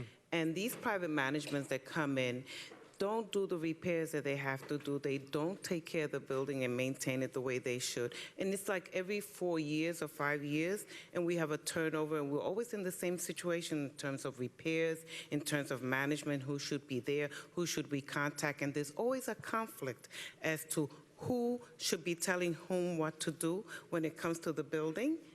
And it's, I mean, we live like in between a rock and a hard plate. Remind me which development? Dome site. Say again? Dome site. 84th Street. And it has, you have a property manager? The private's the whole thing? Yeah. Okay. Can you speak to And how why, residents... and why is it that we have had to be under private management and not have the same benefits as all the other developments? I believe it's Starrett. Okay, so let me just say, so whoever, I want to actually ask the immediate question, whoever the private manager is, how can we get them to be consistent and responsive? So can you speak to that? Yeah, it's something we're reviewing right now. You're absolutely right. In terms of like having the same standards as the rest of the NYCHA have, they are our contractors. They work for us on your behalf. We all pay light and gas. And so we are now looking at that subject specifically. But it's been 20 years. We've been paying light and gas, and a lot of times when we have maintenance issues, and you have people of all walks of life. You have elderly, you have senior, you have disabled. I mean, anytime we need anything, it's almost like you have to beg them to do it, and the rent goes out to them, by the way. The rent goes directly to the management company. So I would like to know why is that also. Thank you. We will follow up specifically with you and the rest of the resident leadership at that site. So you'll follow. So who's going to follow up with whom? You will. Okay, thank you. Find him right after the meeting, please. I shall. Thank you. Sure will. Thank you. Hello, my name is Rosa Flores. I have been living in an apartment under rent stabilization for 20 years. I just got a letter from the landlord, effective January 15, they no longer will be in the program. All right? Your apartment will no longer be in the rent program. stabilization. Come over, Steve or Vicky, who wants to handle this. And what did they say was the why? They Why? didn't say why, they said they stopped the program. Do you have the letter? No, I don't have it with me. Okay, we need to see the Well, letter. let me finish. And then they sent me another package asking for my incomes, you know, the assets or whatever I have. And as it is, the rent that I'm paying now is very high to my income. Plus, I had to pay the heating, which is electrical. And believe me, those connection bills can kill you in the winter. So I don't know what's going to happen. Will I be able to stay in the apartment? Will I lose the apartment? I don't know. It's a private building? Yes. And where is it? It's on 101 West 90th Street. Okay. And so, Vicky, you want to speak to what we can do to follow up here? Yeah, I've gotten a lot of calls about that building, Vicki. A lot of calls. So. Do you know what kind of 101 West building it is? 90th Street. I Okay, know. we will look into it. You know, a building cannot leave rent stabilization. If they're in rent stabilization, a building can't leave rent stabilization. An individual apartment might reach a particular rent level, but that doesn't sound like what's happening. So let me give you my card, and we'll track it down. Because I believe what they're saying is, We'll follow up. The check tenant, you Yeah. and I'll see what you can the continue. tenant leader called us also. So I'm Okay, really your so- leader. So again, she's the housing commissioner for the whole city, so she's going to personally follow up. All right. And here's her card.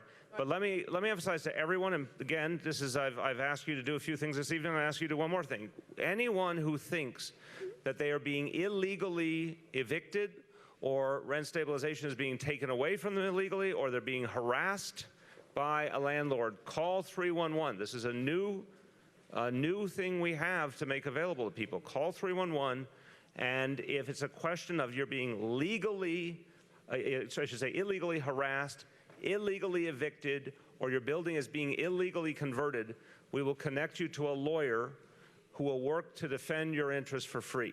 So anyone who has that problem should call 311. Right here, quickly. Go. Okay, back to politics, which we haven't discussed much. There is something called the Erstad Law in this city.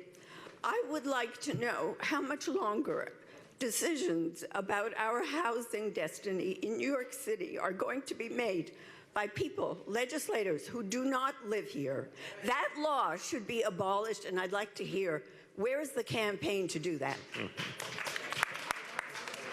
That's a good West Side question. It is. I'm only going to say this. There is a lot of work going on right now. A lot of people all over the state are working for change in Albany. And that change, I think, would allow for issues like this to finally be addressed. So it's not a political meeting, so I'm being a little careful here in my wording. But I would say I think it's a year where substantial change is possible in Albany, given everything else that's happening. So hope you can read between those lines.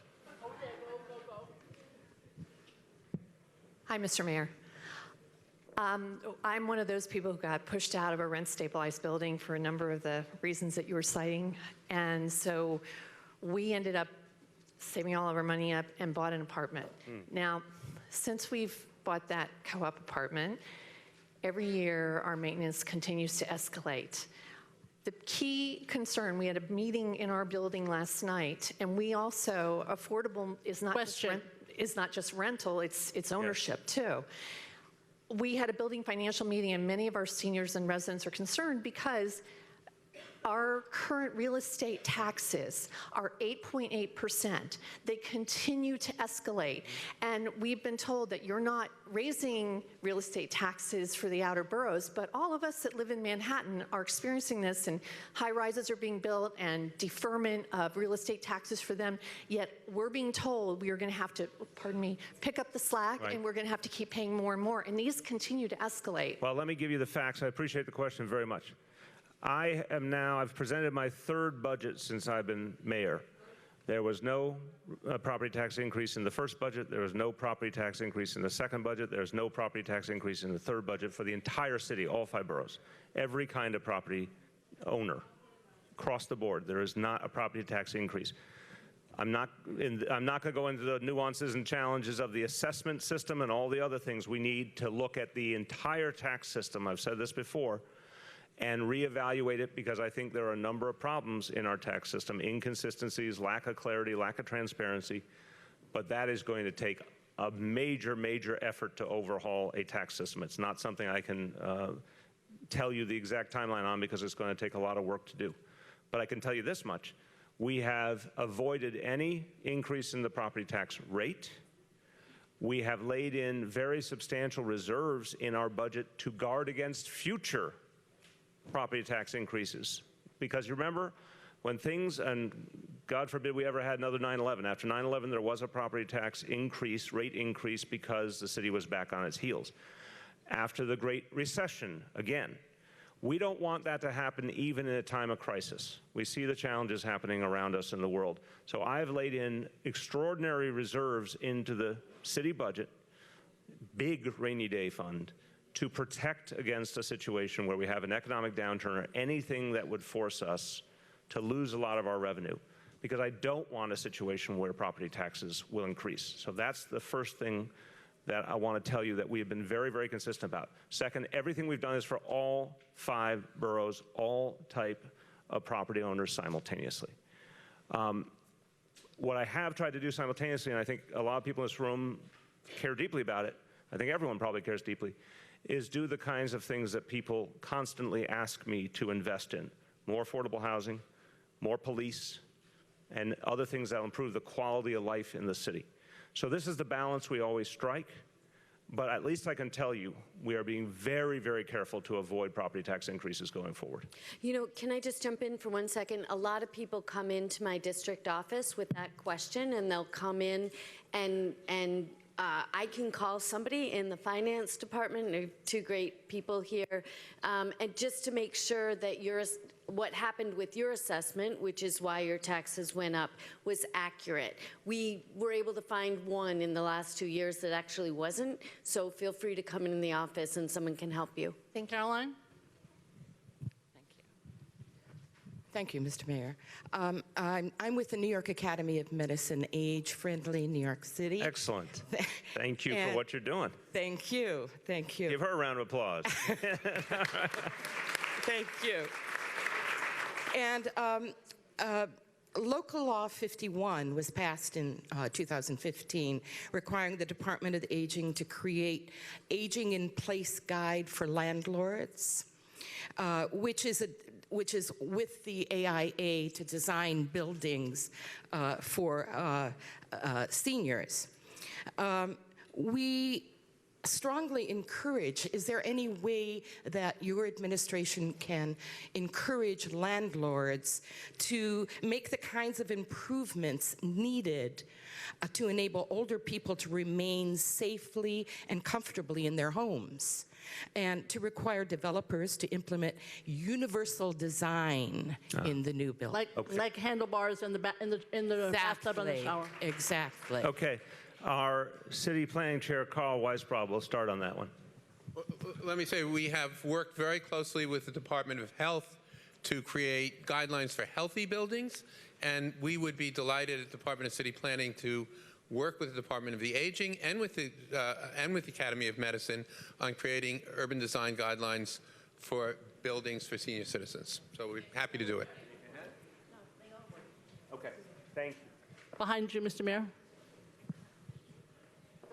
Hi, Diane Warko. By the way, I'm an age-friendly ambassador from the New York We thank you, too. Medicine. And I want to thank you for your budgetary considerations for our senior centers. Very appreciative.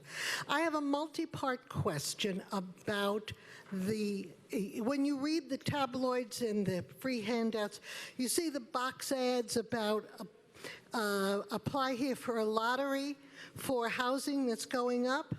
So my question is, are those HPD ads? If they're not, can we make them more universally available so that we don't happen to catch them on the next to last page of the Daily News? And my last part question is, I fit in the income level of who's ever putting those ads in, but if I sell my co-op to get in, have I now moved myself out of the income running? Excellent question. So let me but I want to ask Vicki to answer, but Vicki, I think it'd be really great if everyone could hear what's the right way to approach these lotteries in general, and then specifically about this point about whether those ads are authorized or not. And then finally on this question, great question, if you sell what you have, does it then make it impossible to get into affordable housing? Great. So those are our ads. We require the developers to run those ads. You can find the listing of all of the houses that are available, all of the apartments that are available through Housing Connect by going on newyorkcity.gov/Housing Connect. Calling 311, you can get an application. You should be applying, to every one of them that you qualify for or that you think you qualify for. And we always notify your city council members, your assembly, your senators. They have lists of all of those in their offices, so use their offices as well.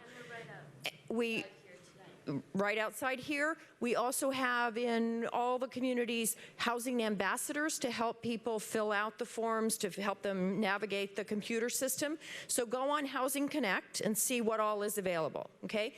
Now, can you sell your co-op and then, of course, it depends upon individual circumstances.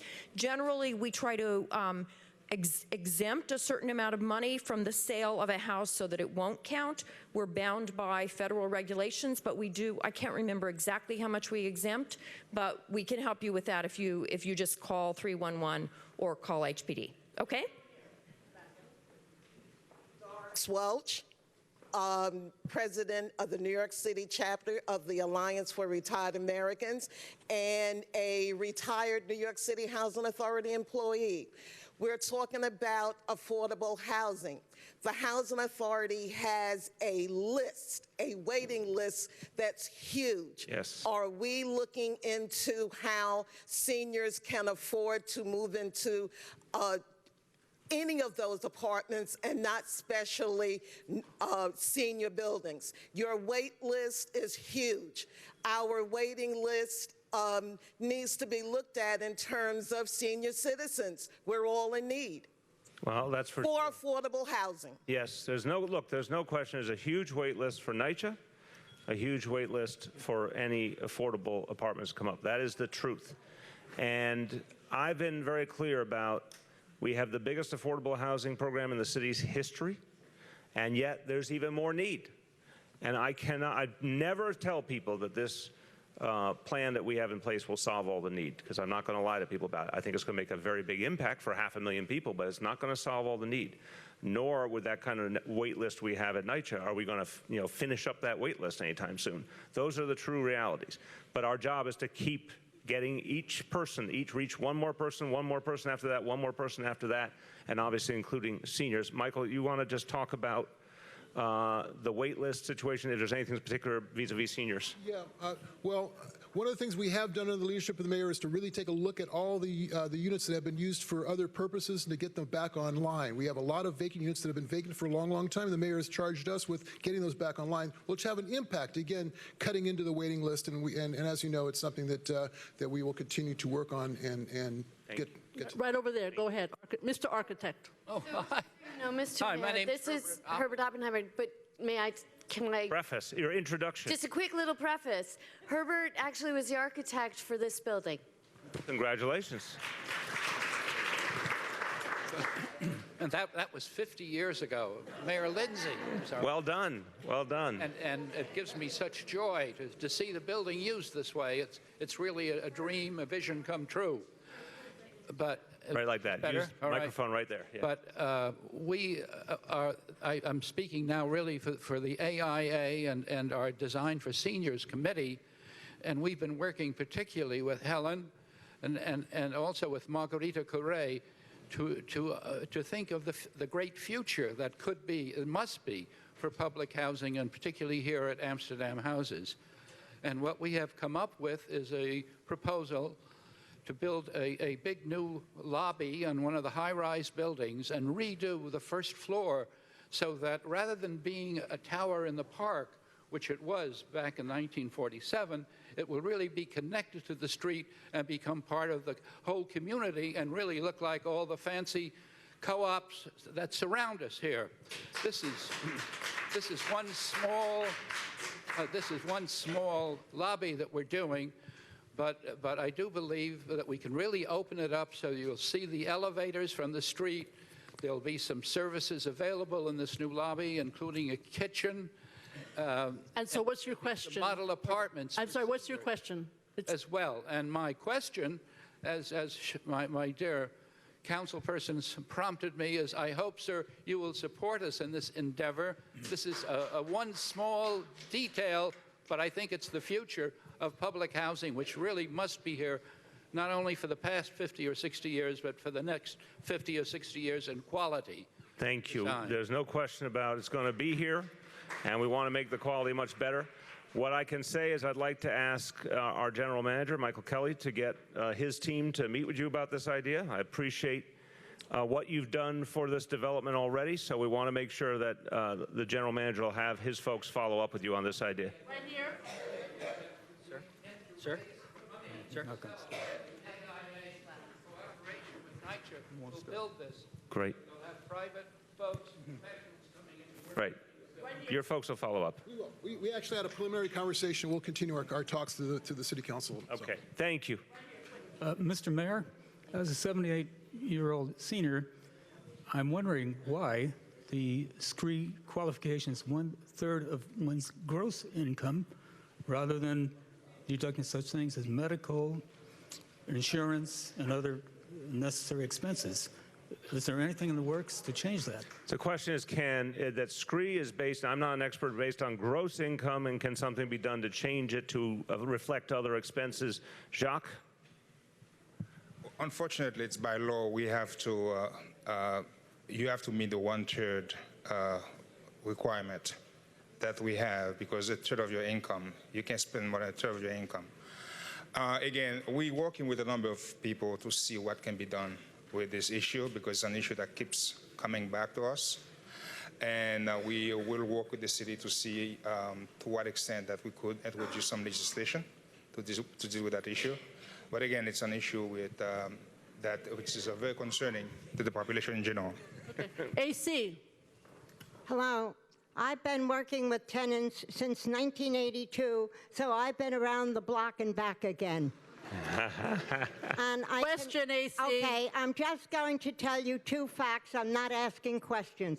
First of all, the one-shot deal is what it's called, a one-shot deal. It is over. When it's over, it's over. Look into that, Mr. Mayor and the electeds. The second point is senior citizens that do have DRE and do have SCREE, they're not all taken care of, because when they apply for that, their rent is very, very high. They can't even afford the rent. So thank you for So your question about that is what can be done about the high rent, even if you have Yes, scree and dree? Is that your question? We appreciate your work, but please do your research on it. Many, many seniors I see have dree, have scree. They are hurting. The fuel pass along, that builds a high, the rent. Okay. And again, I want Steve Banks to speak to the one-shot issue just to make sure we're all clear. But on the bigger point, our job is to build the most affordable housing we can, preserve the most affordable housing in place, all of these pieces. Because you're exactly right, that those exemptions are not enough for some people, so our job is to try and create more options. But on the one-shot, just explain. Go ahead, one-shot. Steve Banks does a great job on one-shots. There you go. Happy to follow up with you, AC. I know all the great work you do, but as reported in the New York Post, HRA is providing more one-shots than ever before. So it's something we take very seriously. An ounce of prevention is worth a pound of cure, and we're providing many more of these grants than we ever did. But wait. To be fair to AC in her wisdom, she said when it's gone, it's gone. Clarify. Do you mean when the resources for one-shots are gone, or do you mean when a family or a person gets a one-shot, then it's only one shot and gone? The latter. So why don't you clarify what happens after the one-shot if there's an ongoing need? I apologize. Poor hearing on my part. We've known each other a while, so I apologize. Just for everyone, a one-shot deal is an emergency grant that's authorized by state regulation that allows HRA to pay a one-time grant to someone who's not receiving public assistance. It's a very important grant. We're able to use it to prevent many, many evictions, and we're preventing more than we ever did before.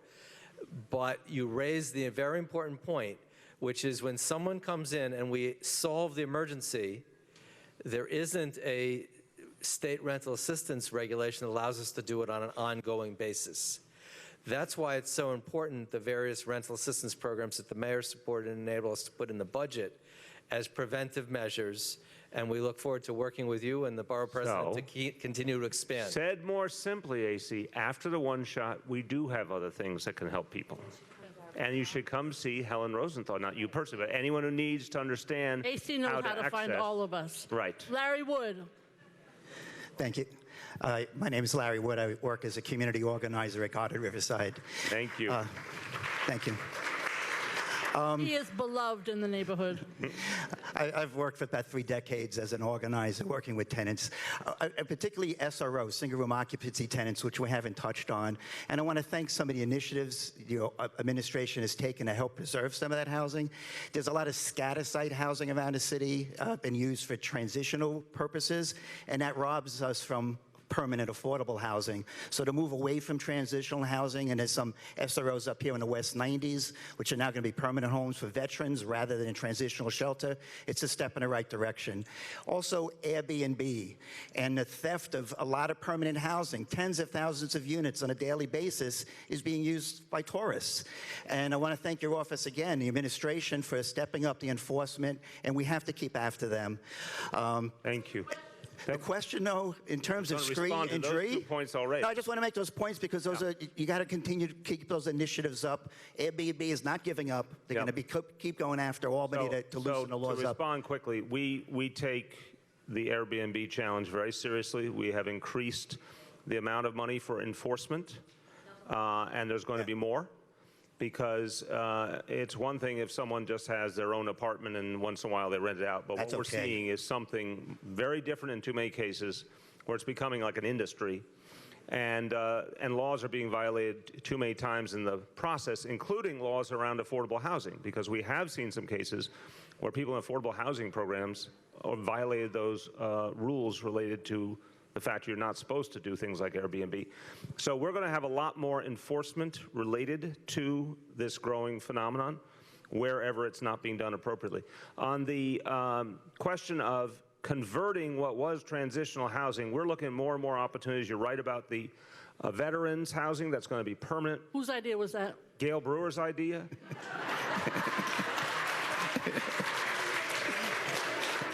Like so many other good ideas, it was Gail Brewer's idea. But she's, you know, at the end of the political ads, they say she's Gail Brewer and she approved this message. That's how it is. But that is the model we want to move towards. And with the new supportive housing plan, thank you, which is 15,000 apartments that the city is committed to, the most any administration has ever committed to, we believe that helped create positive momentum. That moved our friends in Albany, in particular the governor, to commit to 20,000 more. So 35,000 units if the budget passes in Albany for supportive housing all over the state. A lot of that will be here in the city, and again, that will be permanent housing. That's absolutely crucial. And my question was actually about SCREE and DREE. Both Pravati and AC was trying to point out that many seniors enter the SCREE program with extremely high rent burdens. Pravati is actually paying almost 60% of her limited income. So if there's any way, I know it's an Albany issue, I know it's changing legislation, but if seniors with really high rent burdens who are low income, if we can roll back to a third, it'll reduce a lot of hardships for many seniors. It would keep people out of the shelters, too. So I just wanted to clarify those questions. Yes, thank you. Excuse me, Mr. Mayor. Outside, there's a manhole. Okay, we had a problem. Okay, 2 senior citizens fell outside. It's been there for 5 months. What are they going to do about a manhole? Yeah, is that DEP outside. or someone else? Manhole. Where's the exact location? That hole that's outside between 240 West 65th Street. That big hole, that sinkhole. Yeah, it's a sinkhole, and you guys are on it. Oh. Do you know about it or not? Okay, tell us. Oh, so DOT has started, Pat Ryan brought this up to me about 2 months ago, and we noticed just the other day that DOT was out there. It turns out, as is often the case, it's a complicated problem because it's DEP that has to get involved because it has to do with water main. Okay, so it's a bunch of different agencies that are working on it, but they truly are. Okay, I have a question. A couple of people fell because there's cracks in the sidewalk, okay? I fell mainly. I hurt myself on the sidewalk. Okay, I hit my side. So what's your question? My question is, are they going to repair, is they going to fix it? Yes. Question over here, go. Whoever's it is, DEP, DOT, you guys will talk and figure out with the council member and the borough president. Right behind you, Mr. My name is Manhole. Angela Miller. I'm a tenant. Put the mic right, Angela, right now. I'm a tenant for Amsterdam's houses. I have a question for the gentleman right there. For Yes, for NYCHA. Michael Kelly. I received a letter saying that I was employed, left off from work here from Amsterdam Houses. And then my question is that I keep on hearing that NYCHA have more money, and I'm receiving letters saying that that the reason I'm not getting higher because there's not enough money. So I would like to get higher again. If not, get rid of the managers of here in Amsterdam Houses that he doesn't do no work. I would like to get his job. Okay, so the resident patrol, right? Tenant patrol, yeah.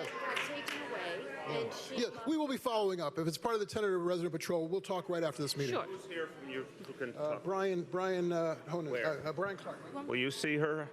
In the back, in the way back. Go ahead. Ma'am, you see him? He's going to follow up with you after. Okay. Say hi. Yep. Where are we looking? Thank you. I see a face. I see a voice. There Good we go. evening. My name is Arlene Tuff, and I live in Isaac Houses. I have a million things about Isaac Houses, but that's not my question.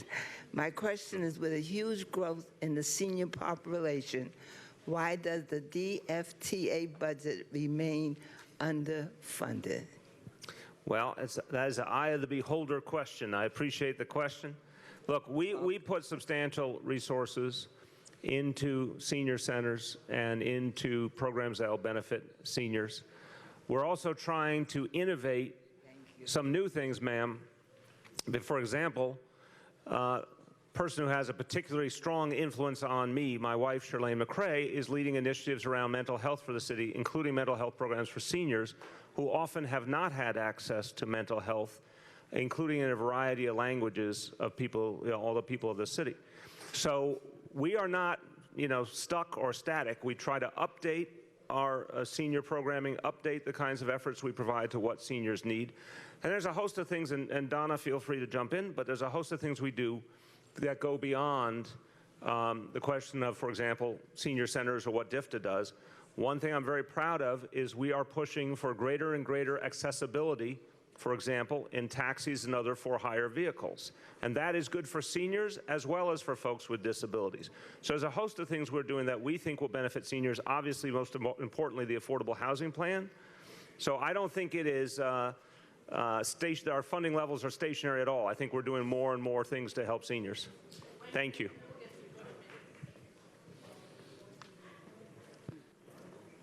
Good afternoon. My name is May Robinson. I'm 97 years old. Weird. And I have sat here. I've learned. You never get too old to learn. I want to tell you that. I woke up, praise God, and I want to say to Mr. Mayor, Helen, and Gail, you've done a wonderful job. Stay the course.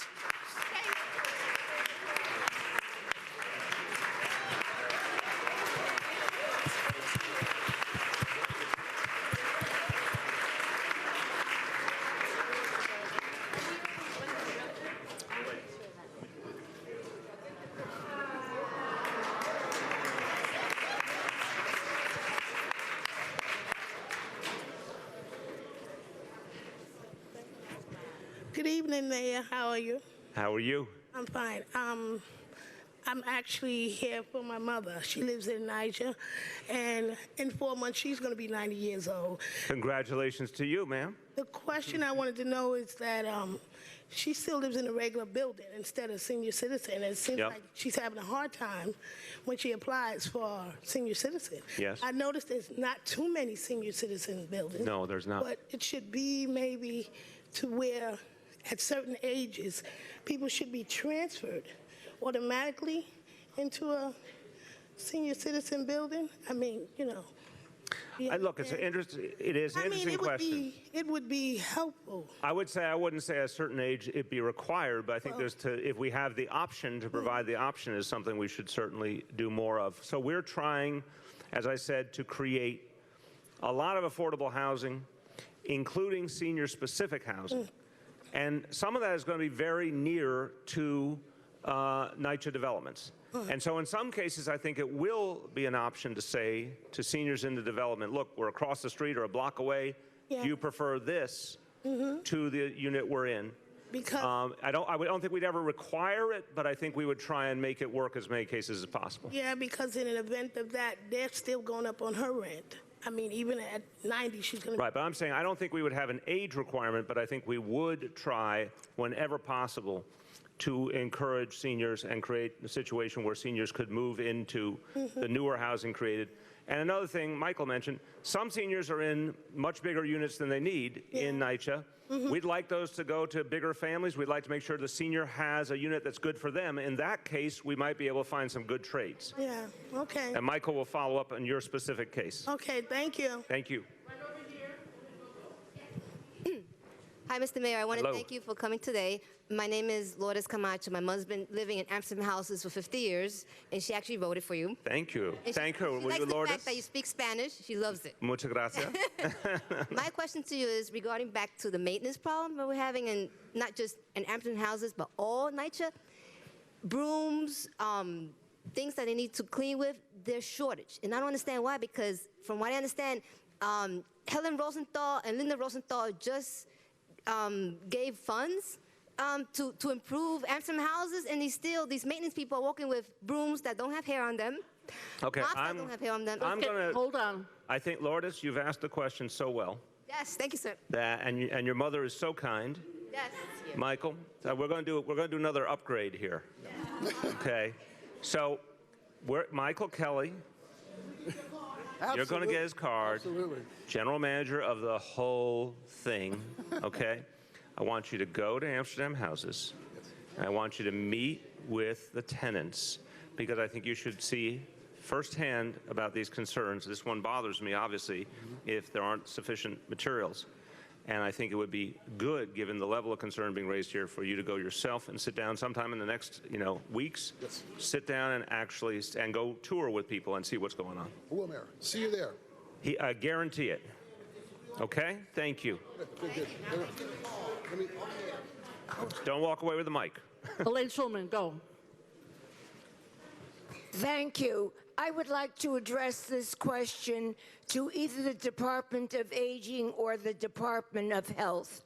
Many seniors need to see a psychopharmacologist. However, there are very few available who will accept Medicare payments, and the going fee starts at $450 or $500 for an initial visit. We need some facilities of better mental health for seniors needing psychopharmacology help. Please address that. Well, we could not agree more, and that's one of the things that we will be addressing with the new geriatric mental health initiatives that are part of Thrive New York City. I'm tall. So we are doing a lot to strengthen geriatric mental health in New York City. So you'll be hearing more about that, and we're very excited about that. And we'll be working with a number of agencies that have expertise both in senior services and in mental health. So that's very exciting. Anything to add, Mary? Good? Okay. Mr. Mayor, there's one question over there. Go ahead. Rent-stabilized tenant in a building 2 years ago. We had 160 more or less affordable units. We were bought by a developer. We're undergoing very hideous construction and the pursuit of luxury units for around 50 prize-winning wealthy people. Most tenants have left because under construction, our health and safety is not being protected. Literally, a neighbor of mine was spitting up blood every single day and crying. I noticed that DOB is not in the house today. My question is, who watches out to see that DOB does their job? And I think this is HPD too. So if we have a building that is purchased with a large number of rent-stabilized units, and there's a concern that because we've seen this in plenty of places, that the repairs or rehabilitation or whatever you want to call it, improvements are being done in a very aggressive fashion that could be part of trying to drive people out. Talk about who does the enforcement, how we can work with this building to evaluate the situation, et cetera. Yes. So we have what we call an anti-harassment task force that's made up of DOB and HPD, along with the state attorney general and the state's tenant protection unit. And whenever we hear of any problem like that, we send inspectors into the building. We have actually brought prosecutions against landlords who have been harassing through construction. So let me find out your building, and we will make sure that it gets inspected, okay? Are there any more questions for Mr. Mayor? He has done a great job of answering them. Not people who've answered twice, but there's one right here. People who have not asked. Is there some enforcement? Thank you, Mr. Mayor, for coming. Thank you. Appreciate it. I just have a question. I work for an SRO, and I'm concerned as to, thank you, as to you're talking about your affordable housing that you're going to put up. We have a lot of veterans in the SRO. Yes. Now, I know a while back, years back then, the veterans had privileges to go into housing if they was just coming out of service. That has stopped. When you have the affordable housing, when you put up the affordable housing, will that go back to where they're no longer in the SROs and on the streets and in the shelters? Yeah, we are very, very committed to veterans housing. And I just thank you for the question. I want to editorialize. Some of you may know my dad served in World War II and came back missing half a leg from the Battle of Okinawa. So I grew up experiencing what veterans go through both in terms of the physical scars, and in his case, sadly, he had mental health challenges also related to his service, as so many do. And the notion that so many of our men and women who served us end up in a situation where they're homeless or their health needs are not addressed, to me is just a moral scar on the whole country. The president, to his credit, and I want to note, it's really been President Obama who first made this a mandate, said to cities all over the country that we should end chronic veteran homelessness. That means the vets who are constantly in a homeless situation. We managed to do that in the last year. But there's still a lot of vets who are in temporary housing but not in long-term housing. We're committed to continually finding permanent housing for each veteran. We don't want them in an SRO. We want them in a long-term option. We are constantly reaching out to veterans and finding those placements so they can have a permanent positive housing. Steve Banks, who was there a minute ago, has been leading the charge on a lot of that, and slowly but surely it's working. We do want to ask that anyone who knows of a landlord, or when I say that, I might be someone who has just a 2, 3, 4 family house. I mean, anyone who's got an apartment to rent and wants to rent it to a veteran should call 311, because we need more apartments to rent to veterans for the long term. And anyone who has jobs. What we find is once we get veterans housing, that's great, but still a lot of them need the income or want to work and can. We need employers, whether small business or a larger employer, to focus on hiring veterans. Thank you. Before I take the next question, I'd like Margarita Corrett to stand up as president of the Amsterdam Houses Resident Association. Thank you, Margarita. And sitting next to her is Andrew Blacks, who runs the Basketball League and much else. Positive influence in Amsterdam Houses. Question over here. Go ahead. Yes, go ahead. Yes, good evening, Mr. Mayor. Good evening. Excuse me, I'm shy. I don't like talking in front of people. It's all right. But I have experience of living in the projects over 30-something years. I left the projects on personal reason. Came back in 2010 or 2012, I'm sure. Went into a family shelter where Mayor Bloombeam, can't pronounce his name, excuse me, and Como was discussing the problem with the people in the shelters. My plan was to be in that shelter no more than 6 to 9 months. I wound up staying there over 2 years.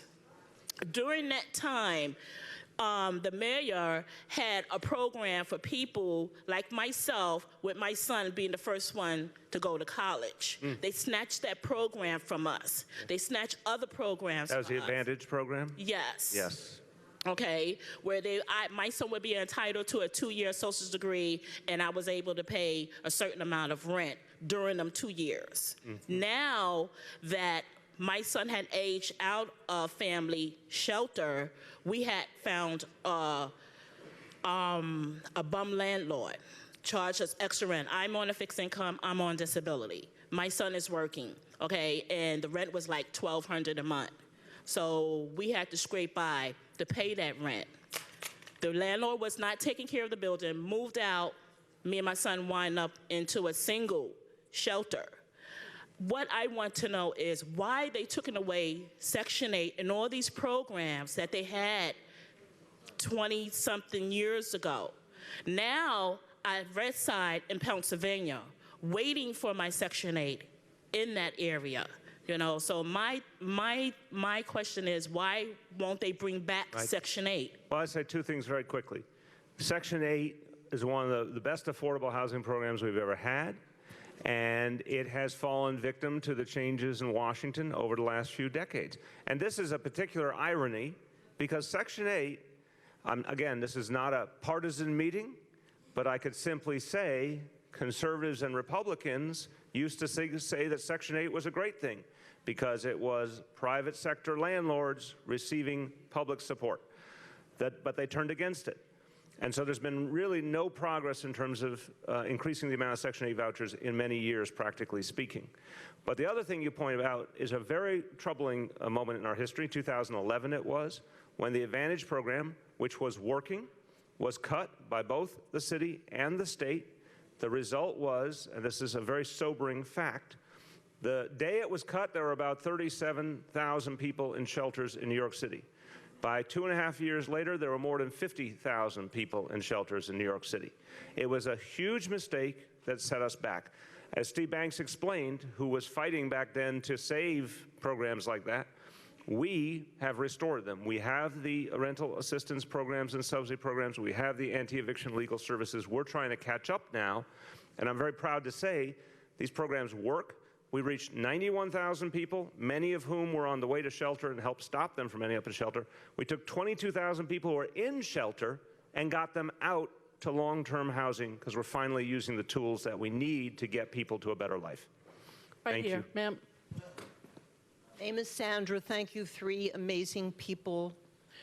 My question has to do with advice for those who may be needing to consider bankruptcy or have very low credit scores. It's my awareness that in order to apply for affordable housing, that one of the first things that's looked at is one's credit rating. Who can provide advice for whether or not one should claim bankruptcy, how that would impact on one's eligibility for a senior under some such circumstances, either for affordable or for senior housing? So I'm going to turn to our housing commissioner, who I think can shed some light.